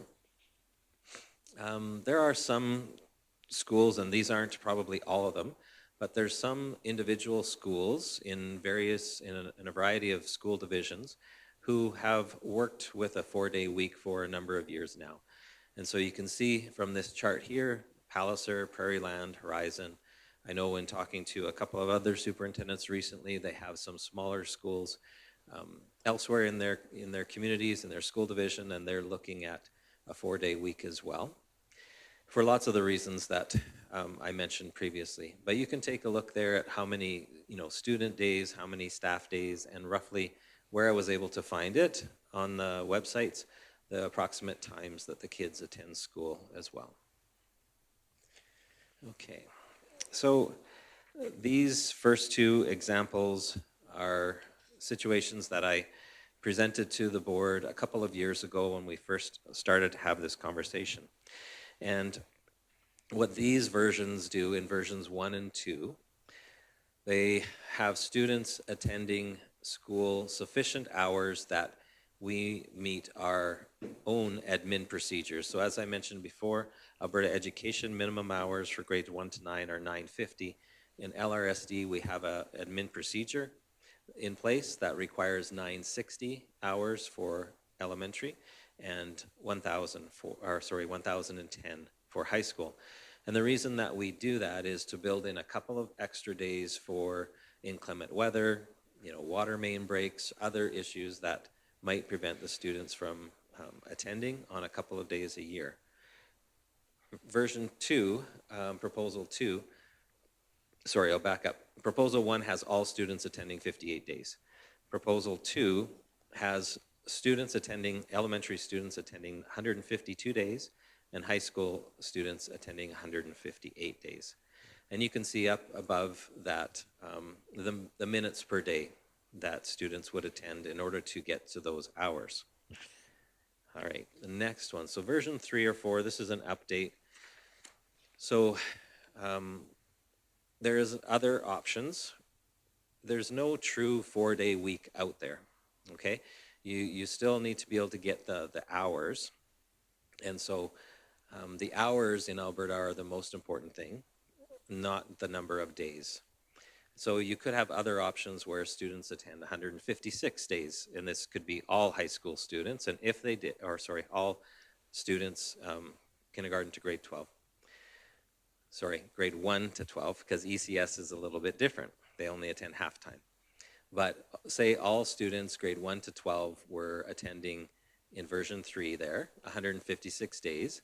Then the number of minutes per day that students in grade 9 would need to attend, or their classes would be totaling is 365, whereas the high school would be 385.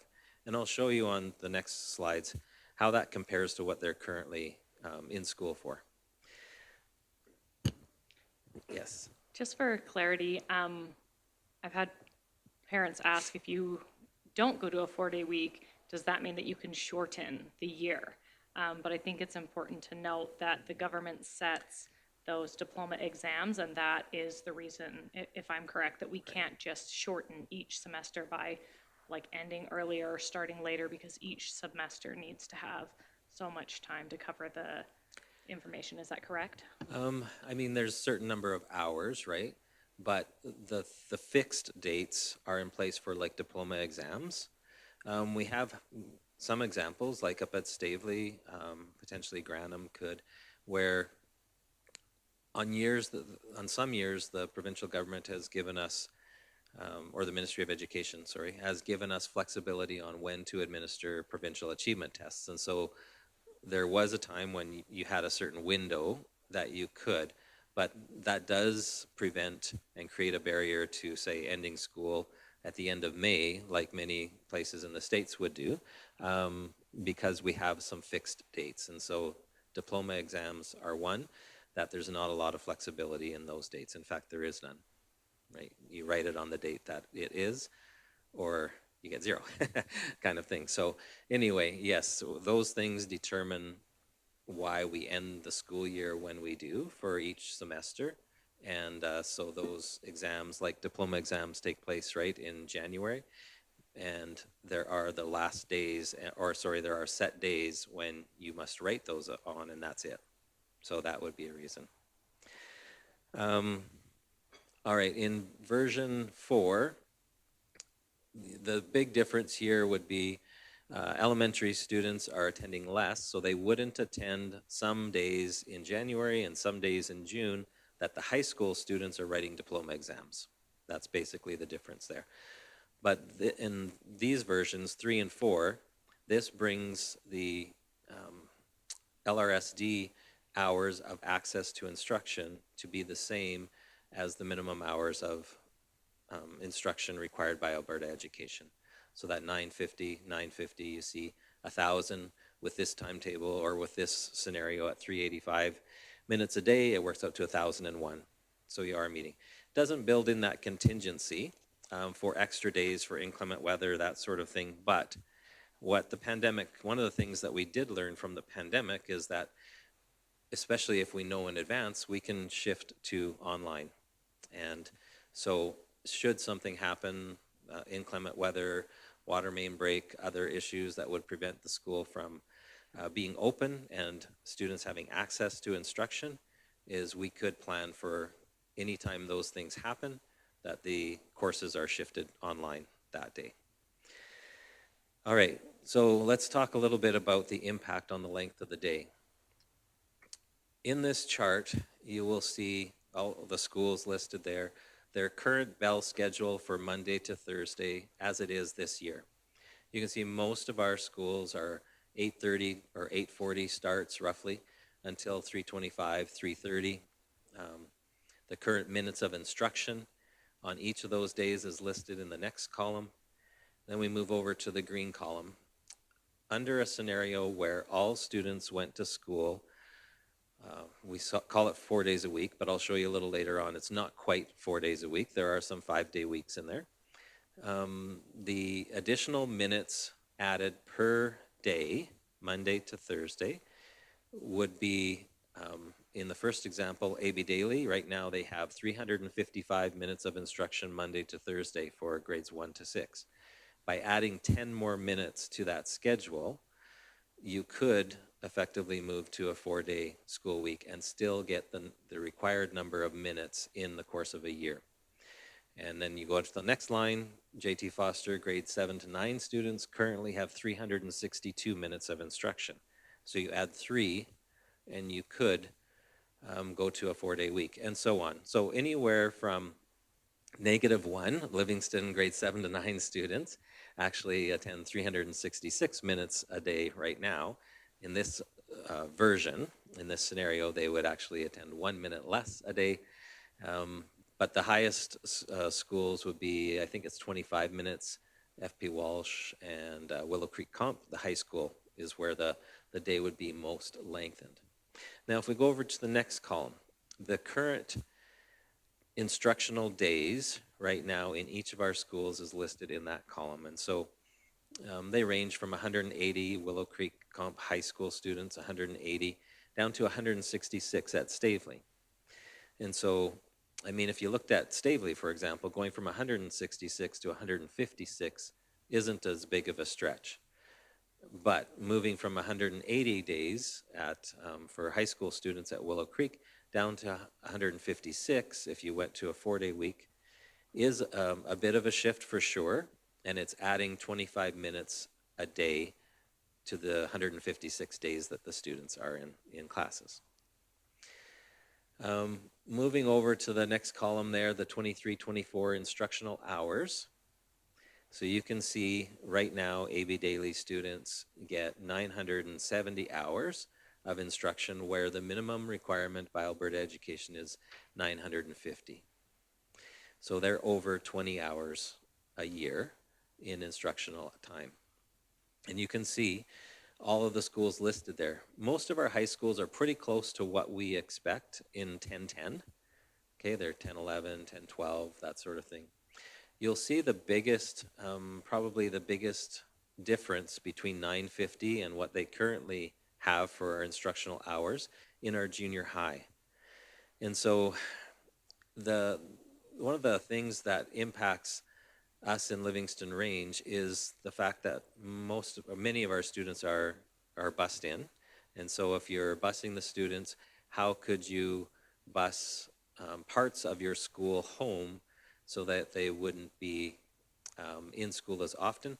The only way that schools have really approached that is to ask for and request additional days off throughout the school year from the base calendar that the board approves. And so that is through a board policy. Board approves the calendar, but it's the base calendar. Through admin procedure, schools can request of the superintendent to have additional days off. They must go through a process for that and talk to their staff, talk to the school council, that sort of thing, make sure they still have enough minutes.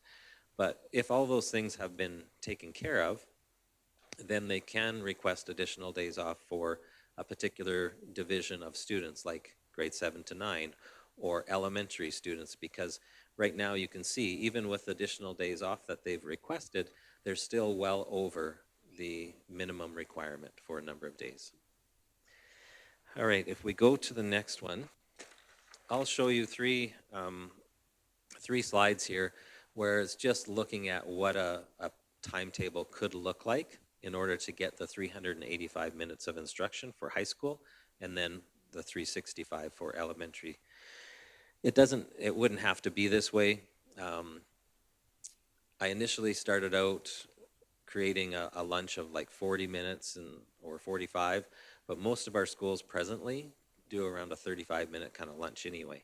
And so by shortening that lunch to 35 minutes, it's kind of within the reason of what schools are doing at this time. You would see that for high school students, they would start at 8:30 in the morning, have a 80-minute block, 5-minute class change, 80-minute block, 5-minute class change, that sort of thing, have an advisory or flex block, lunch, and then block 3 and 4 in the afternoon for a total of 385, ending the day at 345. In reality, most of our high schools even don't have a 5-minute class change. Our schools are small enough that they often will do maybe 2 blocks even close together because one class is right across the hall from the next, and so it doesn't take that long. Or they might have a 3-minute break in between classes. So this is one potential scenario, but if this was something that the board desired and we worked more closely with administrators, I could see the day being even shorter than it appears on there. Yeah, Trustee Charchin. Do all high schools have an advisory or flex block currently? I don't know that for sure. They do lots of different things with that they have control internally, so I couldn't answer for sure on that. Part of the conversation of moving, if we were to move to a 4-day school week, would be coming up with a more common timetable. And that really is important when we're talking about the efficiency of utilizing staff time. And so I think a few slides later we'll get into that. Right now, like if we go back one slide, please, Nikki. So if you took all the hours difference there and you added them all up, I can't remember exactly, so don't quote me on this, but if you took all those extra hours of instruction that are being provided and you went down to the minimum that is required, I think in and of itself right there, in theory, you would probably save, about 5 teachers. That's staffing is our biggest cost, and so there would be some efficiencies. The reality is you have to coordinate timetables between your elementary students and your high school students if you're a K to 12, or between your junior high and your high school students if you're a 7 to 12, to try to utilize the staff that you have efficiently, right? So it's a more complex conversation that would probably not serve itself well to explain right here fully, but the principle is that as you reduce the staffing to cover these extra hours right now, that's where you're finding some budget efficiencies and significant ones. Okay, so let's skip ahead 2 slides. So we looked at the high school one. This is a junior high. You can see, again, still starting at 8:30. So in all these scenarios, students start at 8:30. In this particular scenario, there's more frequent changes because the students are younger and need to move around or switch classes a little bit. So typical junior high classes are more in the 40-minute range as opposed to the 80-minute range that you saw at high school. And this scenario here shows junior high students ending their day at 3:40. They're still getting that 365 minutes of instruction in the course of a day. And if we look at the elementary, grade 1 to 9 timetable, you have to work in some recesses in there. Typically, schools have a recess in the morning and in the afternoon, and then their lunch break there, and they don't change classes or shift teachers as often, and so you can see that you don't need to necessarily build in the class breaks or the class changes. And again, within that 8:30 to 3:40, they have 365 minutes of instruction. Often the little ones take a little longer to get their coats and their winter boots on and that sort of thing. So if they got out to the buses and the high school students were a little longer, the high school students are going to be quicker to get out to the buses.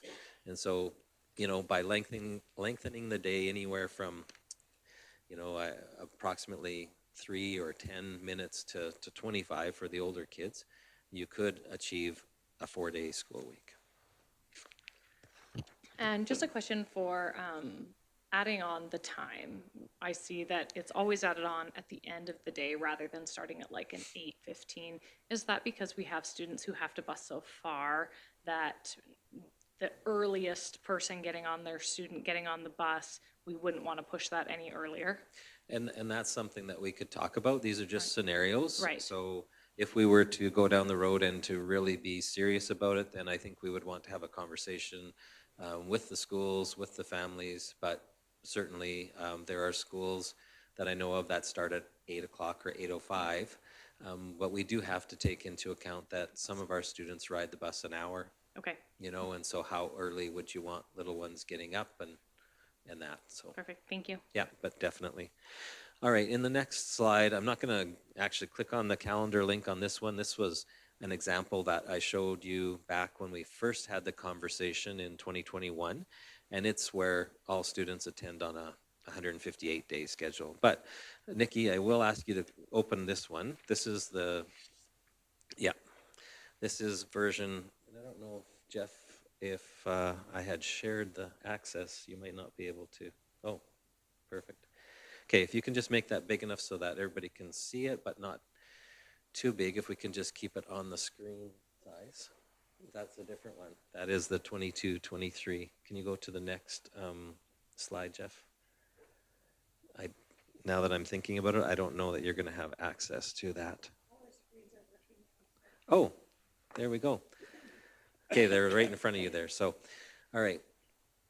So in this particular version, and again, these are just scenarios. It doesn't have to be this way, but if just imagining that we took the 24-25 school year calendar that the board approved in draft, because we still needed to wait for diploma exams to be finalized and that sort of thing, you would see, again, very similar structure to this school year, with the staff starting earlier in August, and then students starting after the Labor Day weekend on this particular version. And then the first week you'd see in September is a 4-day week, just because whenever there is a stat holiday and it's on a Monday, for example, then in this scenario, to get the required minutes, you would shift your 4 days to the Tuesday to Friday. Now, you'd have to keep in mind that these would be full days, right? To get in the necessary minutes of instruction and access to instruction, you would have to shift. So this Friday and the following Friday any Fridays in this calendar scenario would be full day Fridays till that 3:40, 3:45. You can see in September there, that second week is actually 5 days. And part of that is just to calculate the same number of days required in semester 1 as semester 2 for courses of instruction, mainly the high school for diplomas. And, it doesn't have to be there, but it could be that Friday, it could be any Friday, it doesn't matter. But you just have to get a certain number of 156 days in order to get the hours at 365 for 1 to 9 and 385 for 10 to 12. And then you can see there's a 4-day week. We'll talk about the yellow in just a minute. In October, again, 4-day week. If Truth and Reconciliation is on the Monday, then students shift to a Tuesday to Friday. In the end, I think on this version there's 5 or 6 Fridays, but mostly it's contained to the Monday to Thursday. The Common Experiential Learning Week is an interesting thought that some of the high school principals and us have been talking about a little bit. And what we're trying to do by that is, back at the beginning, I mentioned that, we want to give students a broad range of programs. And so how could we do that? How could we make sure that all of our students in the division, all of our high school students, for example, might be able to participate in land-based education camps where you're away from the school and the academics for a week and you're out on camp learning academics in a different way? Or what about opportunities to have pre-employment certifications happening in that week. And so that removes barriers for some students who can't attend on a Friday night, Saturday. They might be playing in sports, they might be working, whatever, but then they're not getting the food safe handling, they're not getting WMIS, they're not getting first aid, whatever other pre-employment certifications that could happen. And so we've been talking with some of our high schools about, are there common weeks that we could establish where our students could access leadership courses, band camp, drama camp, whatever, right? So they're still learning and getting credits, but maybe there's opportunities for students across our jurisdiction to get together and in some ways think of ourselves as one or two big high schools as opposed to lots of pockets of smaller schools where we can't have certain courses being offered. Could even be, second languages. Sometimes we could do things virtually and then come together for a week and it's more immersive. Like there's lots of potential there. So if we carry on throughout the months ahead, you can see that mostly it's a 4-day school week. The Fridays, so the yellow, these would be a combination of time free from instruction or where they're unassigned duties. So teachers could use that time to mark, to plan, that sort of thing. But for time free from instruction, you don't necessarily need to be in the school. So they could be at home on some of those days or some of that time and not commute wherever we have lots of commuting happening throughout our school division, not just from outside of our school division to inside, but even throughout our school division. So that would be, pretty appealing, I think, to many teachers to know, hey, I don't have to have an extra day on the road. I can plan at home.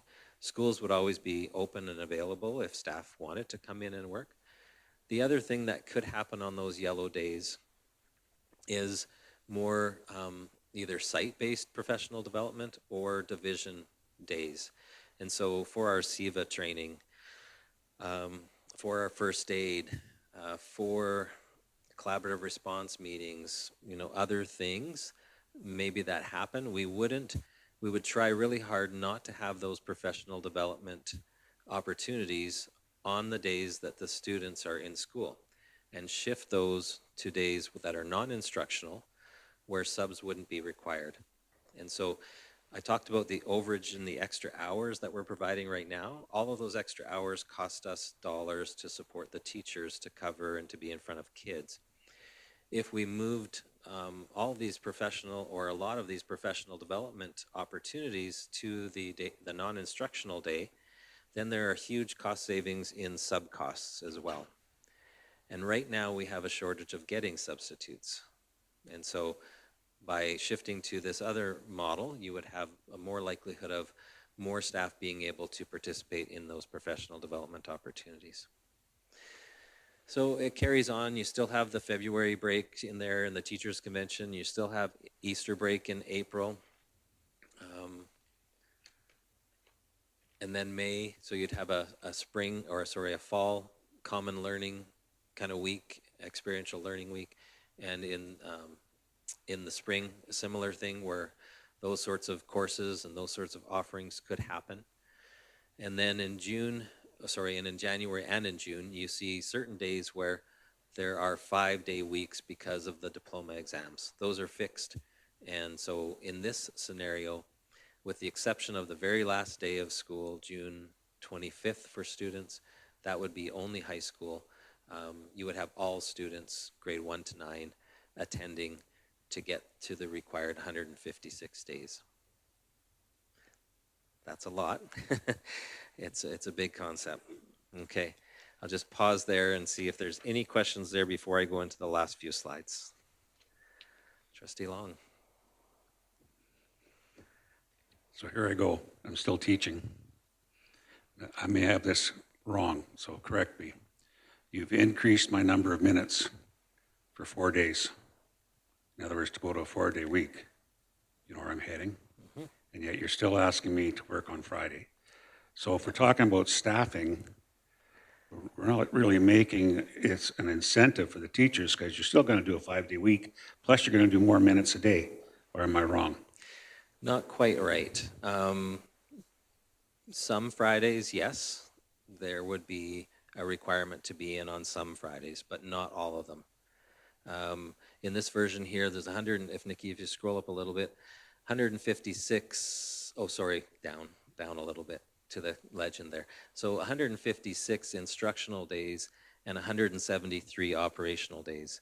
So right now, our teachers are, the base calendar is more like 180, 181, 82 instructional days and 193 or 4 operational days.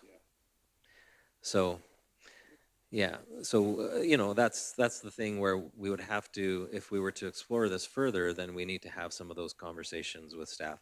Because if one of the desires would be to attract and retain staff, would that be appealing to condense the time by 10 to 25 minutes more per day, 4 days a week for students to be, for me as a teacher to be in front of students, knowing that on the 5th day, I have flexibility, on some 5th days, I have flexibility whether I even go into the school or whether I plan Mark at home, or, part of that day might be a virtual meeting as well, that if it's a staff meeting, sometimes you can do those virtually. Maybe you join for an hour on a Friday as a virtual for a staff meeting, but the rest of the day is yours and your flexible time, whether you want to continue to mark and plan and that sort of thing, or if you have another commitment as a family. So there is some flexibility in there as well that might make it more appealing for staff. Does that answer? Okay.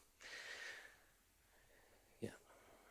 Just when you were talking about the non-instructional Fridays being used for PD, I'm assuming that includes meetings as well? That's right. So it could be, I mean, again, the possibilities are really quite numerous here, but it could be your collaborative response meetings. It could be your staff meetings. It could be grade level meetings. It could be, maybe some schools have action teams, like it could be used for all kinds of purposes. We would just want to make sure that it's finding that balance between required time and then unassigned time, that you can be flexible with it. Yeah, and I was just thinking about external PD, at least in the work we do, is often not on Fridays because of varying timetables, so that might not fit that piece of it. Or because Livingston Range, say, if they went ahead with this, because Livingston Range staff were working on that Friday, would there be more accessibility for professional development from SAPDC or others? Because not all school divisions would have that day off and wouldn't require divisional PD. Yeah, that would definitely be the case for specific Livingston Range Yeah. PD. So Just it could not be a benefit the there. other ones, but yes, for sure it could. Yeah. Yep. Sorry, Chair Hodges, did you have a question? Oh, I thought you were raising your hand before. Okay, I'll carry on a little bit, and then certainly we can have more questions, but let's go to the next slide. As I mentioned, most of the trend for a shift to a 4-day week is coming out of the States. In this example, in this article, and this was from August of 2023, it talks about 14,000 students in Missouri, shifting to a 4-day week. In this case, they had Mondays off. But again, there's lots of different variations out there. And if we go, I'm not going to spend time because you can click on those articles and read them, but go to the next one for me. So you can see this is where it talked about the growing trend. So this article talks about nearly 900 school districts in the States are using a 4-day week now, up from 650 in 2020. So that's a significant jump. It's actually 876, so the article says nearly 900, but 876 districts across 26 states in 2023 have moved to a 4-day week. And it talks about, while it initially started with smaller rural districts, larger districts are now shortening their school weeks as well because they have recruitment and retention issues with some staff as well. So in an effort to attract teachers in rural areas, would this be something that would be attractive? Is something to consider. Let's go to the next slide. more recently, this one, March. In March of 2023, just that you can see other areas of the country are looking at this a little bit too. In Eastern Ontario, school board going to try this out with 2 elementary schools. I think the situation is different there. I think the board even needs to get permission from the province or the Minister of Education there to move to a 4-day week. But that's not the case in Alberta. The next slide. And this is not education necessarily related, but just the trends that are out there in the workforce now. Since the pandemic, there was a lot more desire for flexibility in your workspace, and so we know that a lot of people don't even go into the office anymore, and they have a lot more flexibility in their work location. And more have shifted to a 4-day work week as well. And these are just some articles that talk about some different pilots that have been what they say resounding success. And the headlines are certainly catchy. Is the world moving towards a 4-day week? I don't know, but this might be part of another reason to take a look at it. But for all those reasons that I mentioned earlier on, when we're looking to find budget efficiencies, we're looking at ways to increase student engagement, graduation rates. Right now, student attendance Fridays are our worst attended day. Now that could be a number of reasons though. It could be families starting the weekend early, going on trips. It could be extracurricular activities that require students to miss school, that sort of thing. But that is the day of the week where we have the most absences at the present time. We always know as teachers, we need to have the kids in front of us in order to be able to facilitate their learning best. And so we're just looking at ways to engage them, to get them here. So anyway, this is the information, and would open it up to other questions. Thank you, Mr. Seguin. That was a lot. And so, yeah, we'll just open it up to a few questions. Trustee Charchet? Sorry, one more, I think. What would be the impact on support staff? Yeah, it's something that we'd have to explore further. And could this be a recruitment, a help with recruitment, or would it be a hindrance? And so, you're still working, still in front of kids, the same amount of minutes. There's still professional development that would need to happen for support staff too. Could support staff, for example, still work the same amount of hours, and now they're attending staff meetings where not all support staff currently attend staff meetings because of the number of hours that we can afford them to be there. So, potentially the hours could be the same. Potentially it could be a little bit less. We would just have to look at that. And again, if you went to bus drivers, for example, right now we have a tough time having spares and finding the right number of drivers. Would 4 days be more palatable and better and allow them to continue to do whatever work else they had? Or would it be a hindrance, right? And they're going, well, if I'm only driving 4 days, that doesn't make it worth my time. Those are all things that we would need to continue to explore. However, we do have a shortage of drivers available for extracurricular too. And so, not driving a regular bus route on a 5th day on a Friday, or, mostly Fridays in that scenario that I shared with you, could they then be hired to work and to travel and to drive bus, for tournaments on Friday and Saturday and be more available to us? Right now we have, and some of you have kids that have played sports, and sometimes we don't have a driver, and sometimes the teams need to arrange for parents to drive and that sort of thing too. Would that be alleviated? Would it be exacerbated as an issue? That's all stuff that we would need to look at. Trustee Gimber?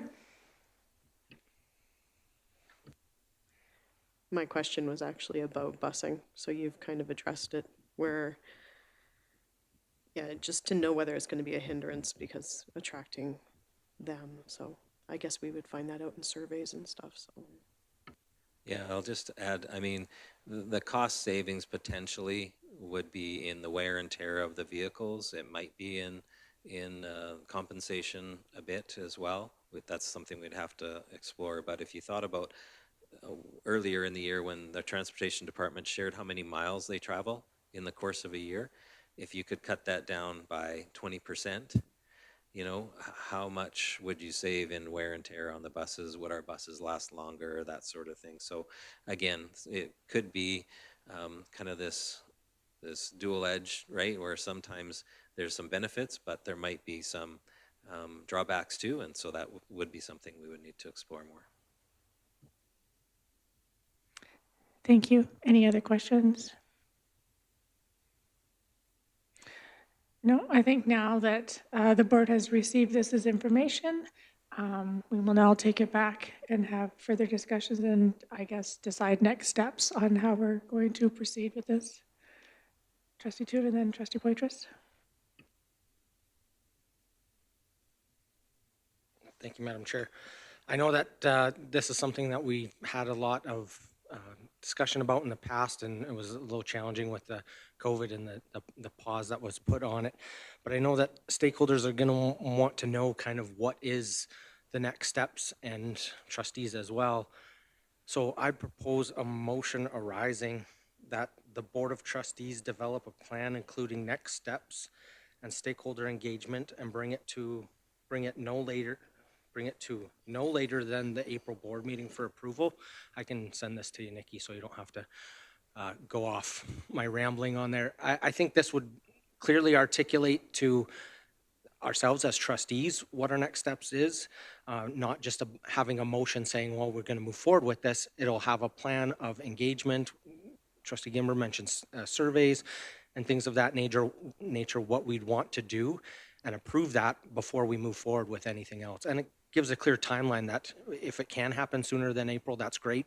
But we know that there's a lot going on into the new year, but we want to make sure we're continuing this conversation and not putting on a shelf and having anxiety for administration or staff or stakeholders, not knowing what the next steps are and getting those rumors out there that we are or we aren't doing things. And I think this was great, and I really appreciate the information provided in this report. And I think that's going to further help us have the discussion. So I'd like to see us create a plan on what to move forward and approve a plan or not approve a plan, not just blanket give a blank check on how to move forward. Sorry, Trustee Toot, that was a notice of motion? No, that's a motion arising. So Okay, I'd like to vote. I wasn't sure what you had said there. Sorry, so we're doing it right now. Yeah, I would like to Okay. vote on this now that we Okay, create a perfect. plan. And so for trustee clarification, we're not saying that we approve the plan, that Sure. we're just going to develop a plan and bring it forward for Do you want to approval. just send that to Nikki and then Yeah, I can, perfect, and then we'll just pause for a minute while Nikki gets that information and then we'll discuss it.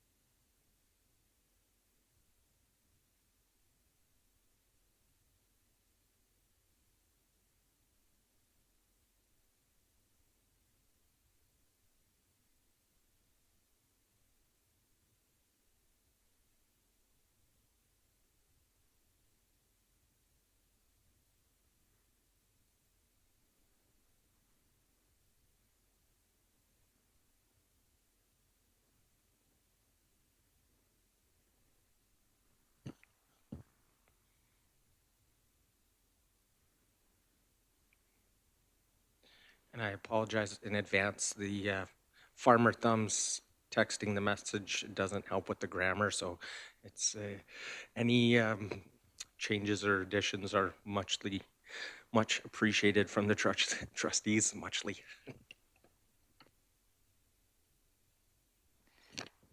Thank you, Trustee Toon. So right now, the motion arising from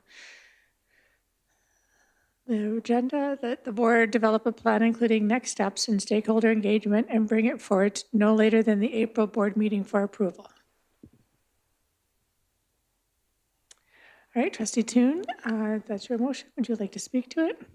Yeah, again, I think this is a great opportunity with the additional information from administration on this, that it's going to spark really good discussion. But we want to make sure we have all our ducks in a row when it comes to stakeholder engagement before we approve something like this. If we don't have a proper plan in place to engage on something like this, I think it is doomed to fail before we even attempt to have these discussions, because we know this has a huge impact on our communities and all our students and staff. So really looking forward to having the discussions on how to develop this as a board. Thank you. We'll open it up to any questions, comments. No, seeing none. All right, call the question. All in favor? Carried. Thank you, Trustee Toon. All right, that brings us to, I believe, the end of our agenda. I don't think I missed anything in all the jumping around. And so we'll move on to our key messages from today's meeting. Trustee Gimber? The Nanton engagement presentation, please. Okay. Anybody else? Our president, go ahead, Trustee Charchet. Maybe around the international education. Yep.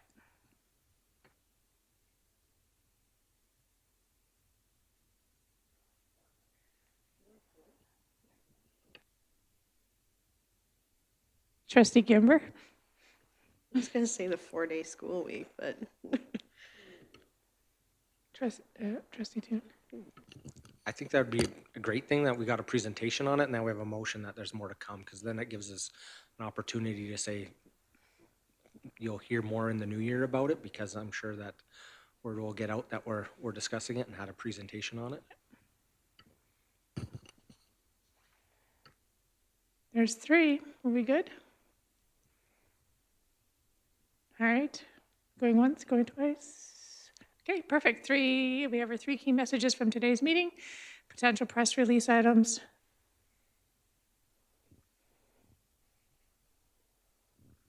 No? No? Trustee Gimber? That was like a half up, half down. I'm not sure which direction you want to go.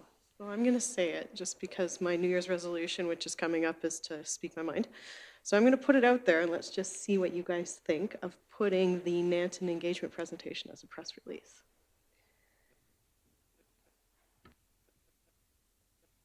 Board? Trustee Poitras.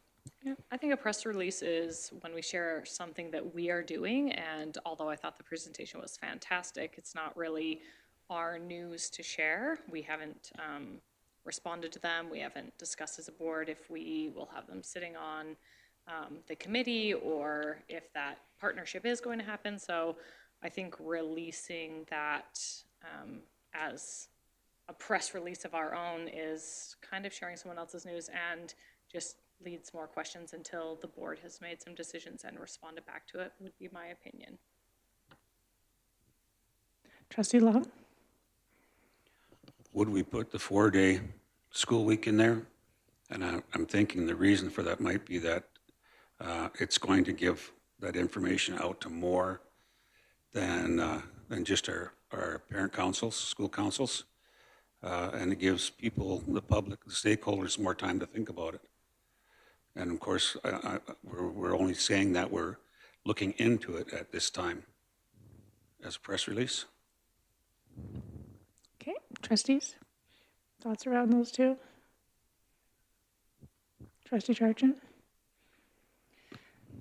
I'm just reflecting from past experience, and I agree, Trustee Long, that it gives people more time to think about it, but it also provides more time for anxiety. But, you know, I don't know how we keep it. I mean, it's not like it's to be kept quiet either. I don't know. I know that that's a piece too, so just wanted to share that. So I'm just, yeah. Do we want them making the decision when they're anxious?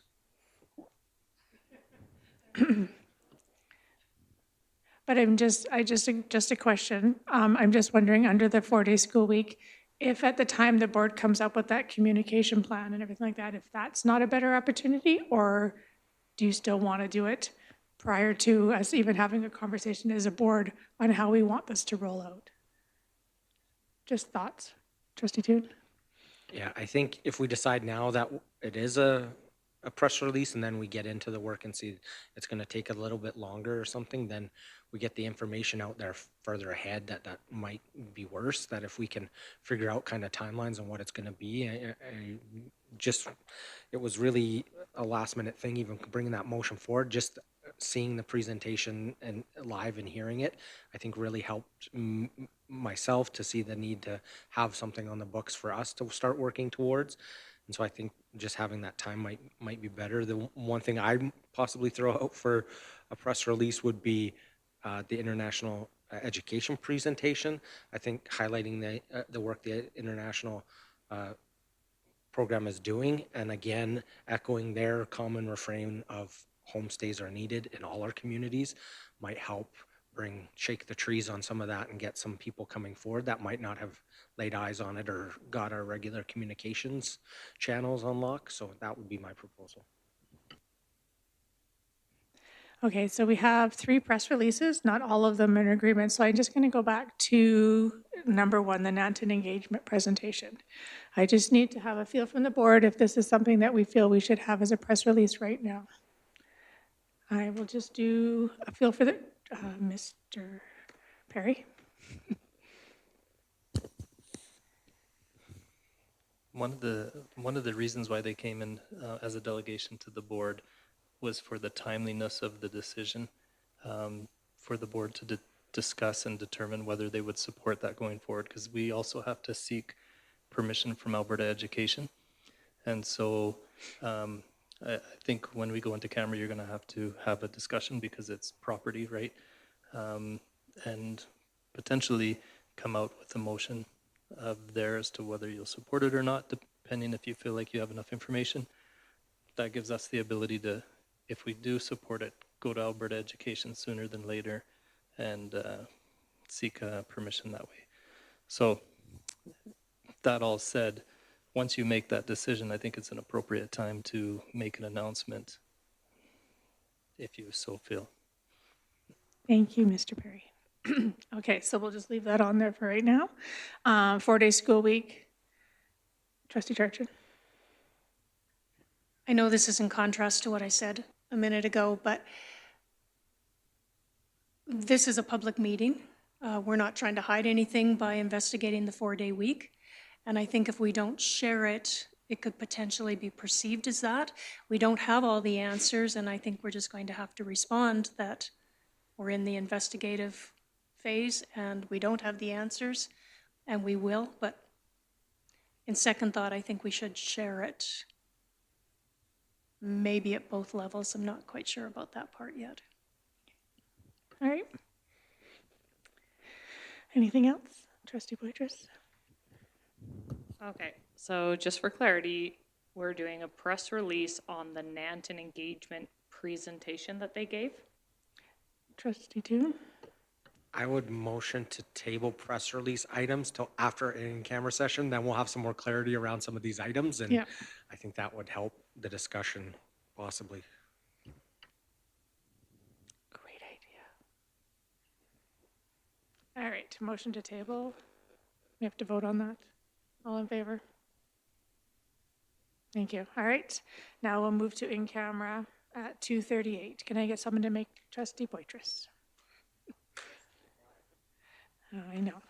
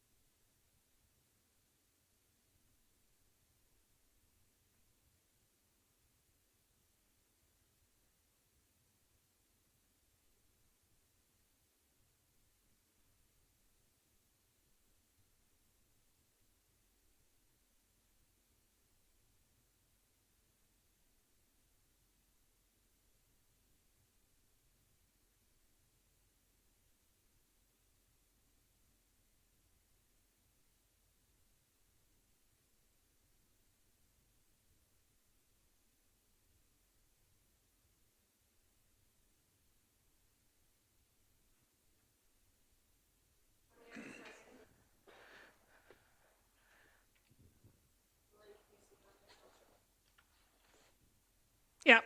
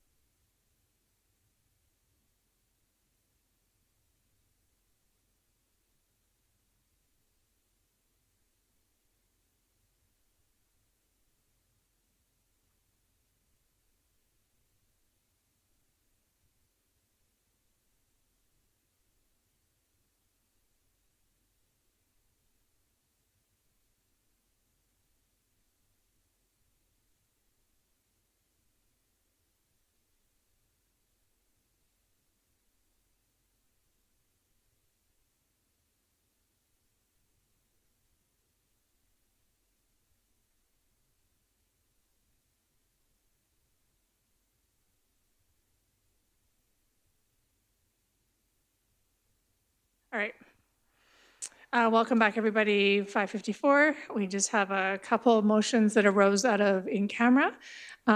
Trustee Toon, did you want me to read the motion and turn it to you, or are you good? Sure, Okay, so that the Board of Trustees approve to support in principle the Nanton School Enhancement Committee's Learning Commons Initiative, contingent on financial support guarantor from the municipalities. Trustee Toon, would I like to turn that over to you? Thank you. Yeah, just so grateful for the committee's delegation today and for all the amazing work that they've done. We really appreciate what they're doing, especially at the short timelines, to ensure that everything is getting done in a timely manner to help enhance the future school build in that community. And we're so grateful for all their work and want to make sure that we're doing all that we can as a board to support that. So I present this motion for your consideration. Thank you, Trustee Toon. Any questions or comments around the motion on the floor? Trustee Gimber? I want to thank Trustee Toon for bringing this motion forward and am fully in support of it. I think it's great that we're able to have a partnership leading into this. I think it's fantastic. Awesome, thank you. Any other questions or comments? All right, seeing none, I'm going to call the question. All in favor? Passed. Thank you. Trustee Toon is chair of the committee of the Nanton. Will you reach out to them or? I think as board chair, since there was a delegation, that you'll have a Okay. letter to. Just put in the letter Yeah, that to we. send them. Okay, I can do That would that. be Thank you. Just great. wanted to know if you wanted it separate or all together. No, all together is fine. Thank you. All right, we just have one more motion that arose out of in camera. We'll just give Nikki a minute to get it up there.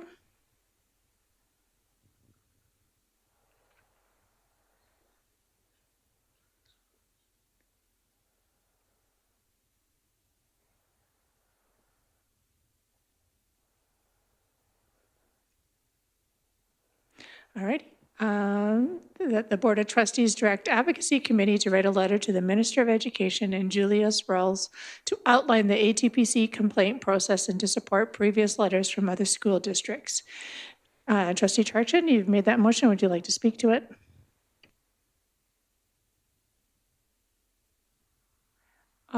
Yes, we are looking to support other districts and just to provide more clarity on the process. Thank you. Any other questions or comments? Trustee Gimber? I'd like to make a small amendment, please, to include ASBA in the letter to CC them, please. Trustee Charchin, are you okay with that? Sure. Thank you. Further, I'm just wondering if we should put Julia Sproul's title in there, just to say who she is, so Commissioner, Alberta Teaching Profession Commission. Agreed. I just didn't have it handy to send it to Nikki, so yes. Commissioner, Alberta Teaching Profession Commission.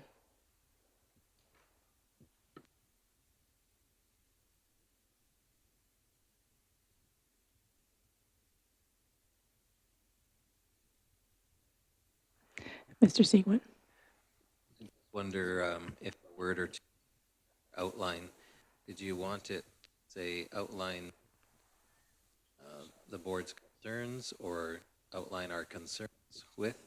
Yeah, yes. Please, thank you.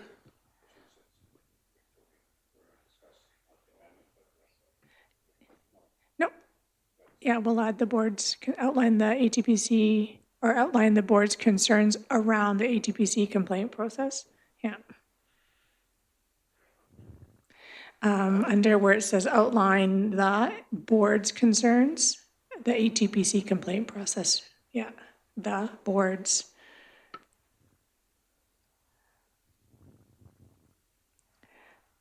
Around the ATPC complaint, or with the ATPC complaint process, sure. Yes, sorry, Nikki.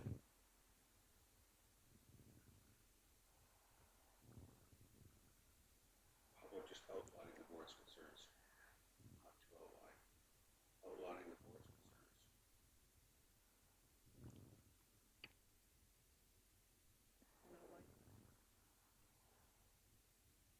There we go. Not with regard. Not with regarding the ATPC.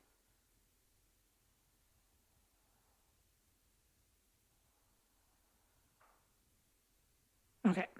How's that look, Kathy? Trustee Charchin?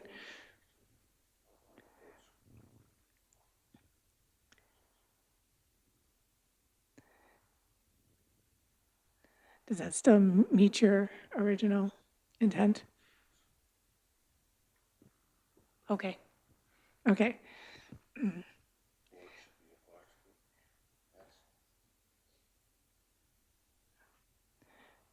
Sorry, it's a little late. We're getting a little tired and writing a motion here, so just bear with us for a minute. Trustee Kimber? Yes, your amendment was Julia Sprouse, Commissioner of Alberta Teaching, and then ASBA. Yeah, so after Profession Commission and CCASBA, please. Yeah. That's good, thank you. All right, trustee Charchin agreed that was a friendly amendment to the motion. So we are speaking to the motion on the floor as it reads, the Board of Trustees direct the Advocacy Committee to write a letter to the Minister of Education and Julia Sprouse, Commissioner of Alberta Teaching Professional Commission, and CCing ASBA, outlining the board's concerns regarding the ATPC complaint process and to support previous letters from other school districts.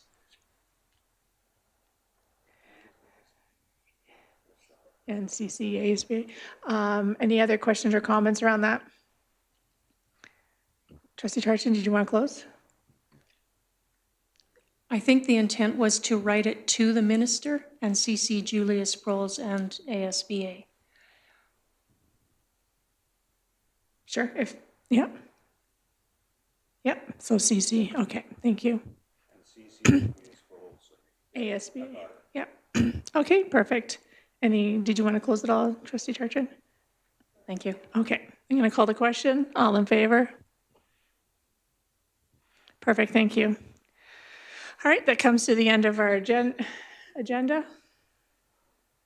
You're not on the agenda. Trustee Long? Yeah, I'm gonna. Trustee Long? This will just take me a minute. And when do you want this letter prepared by? That soon? Like, At the earliest convenient time to meet. Tomorrow? That's what I'm asking. No, it doesn't need to be tomorrow. In the new year would be fine, I think. Gotcha. Oh. We tabled our press releases. So before I move to end the meeting, we need to come back to our press releases, which is the Nansen engagement presentation, the 4-day school week, and international education presentation. We will meet and we'll send out the press releases on all 3 of those. Okay. Yeah, the key messages weren't tabled, they were okay. Oh, I see what you're doing, okay. No, that's good, thank you. Just so we get it all correct. Everything has the right order. All right, now we're at the, no. Trustee Charchin? I'd just like to thank Nikki for all the work she did in organizing the luncheon for the board and for us and for the rest of the staff. So thank you, Nikki. Yes, thank you very much. Thank you. That was an important one. Thank you. All right. Before anybody else says anything else, motion to adjourn. 6:05. Yeah. So Trustee Gimber. 8 3/4 hours.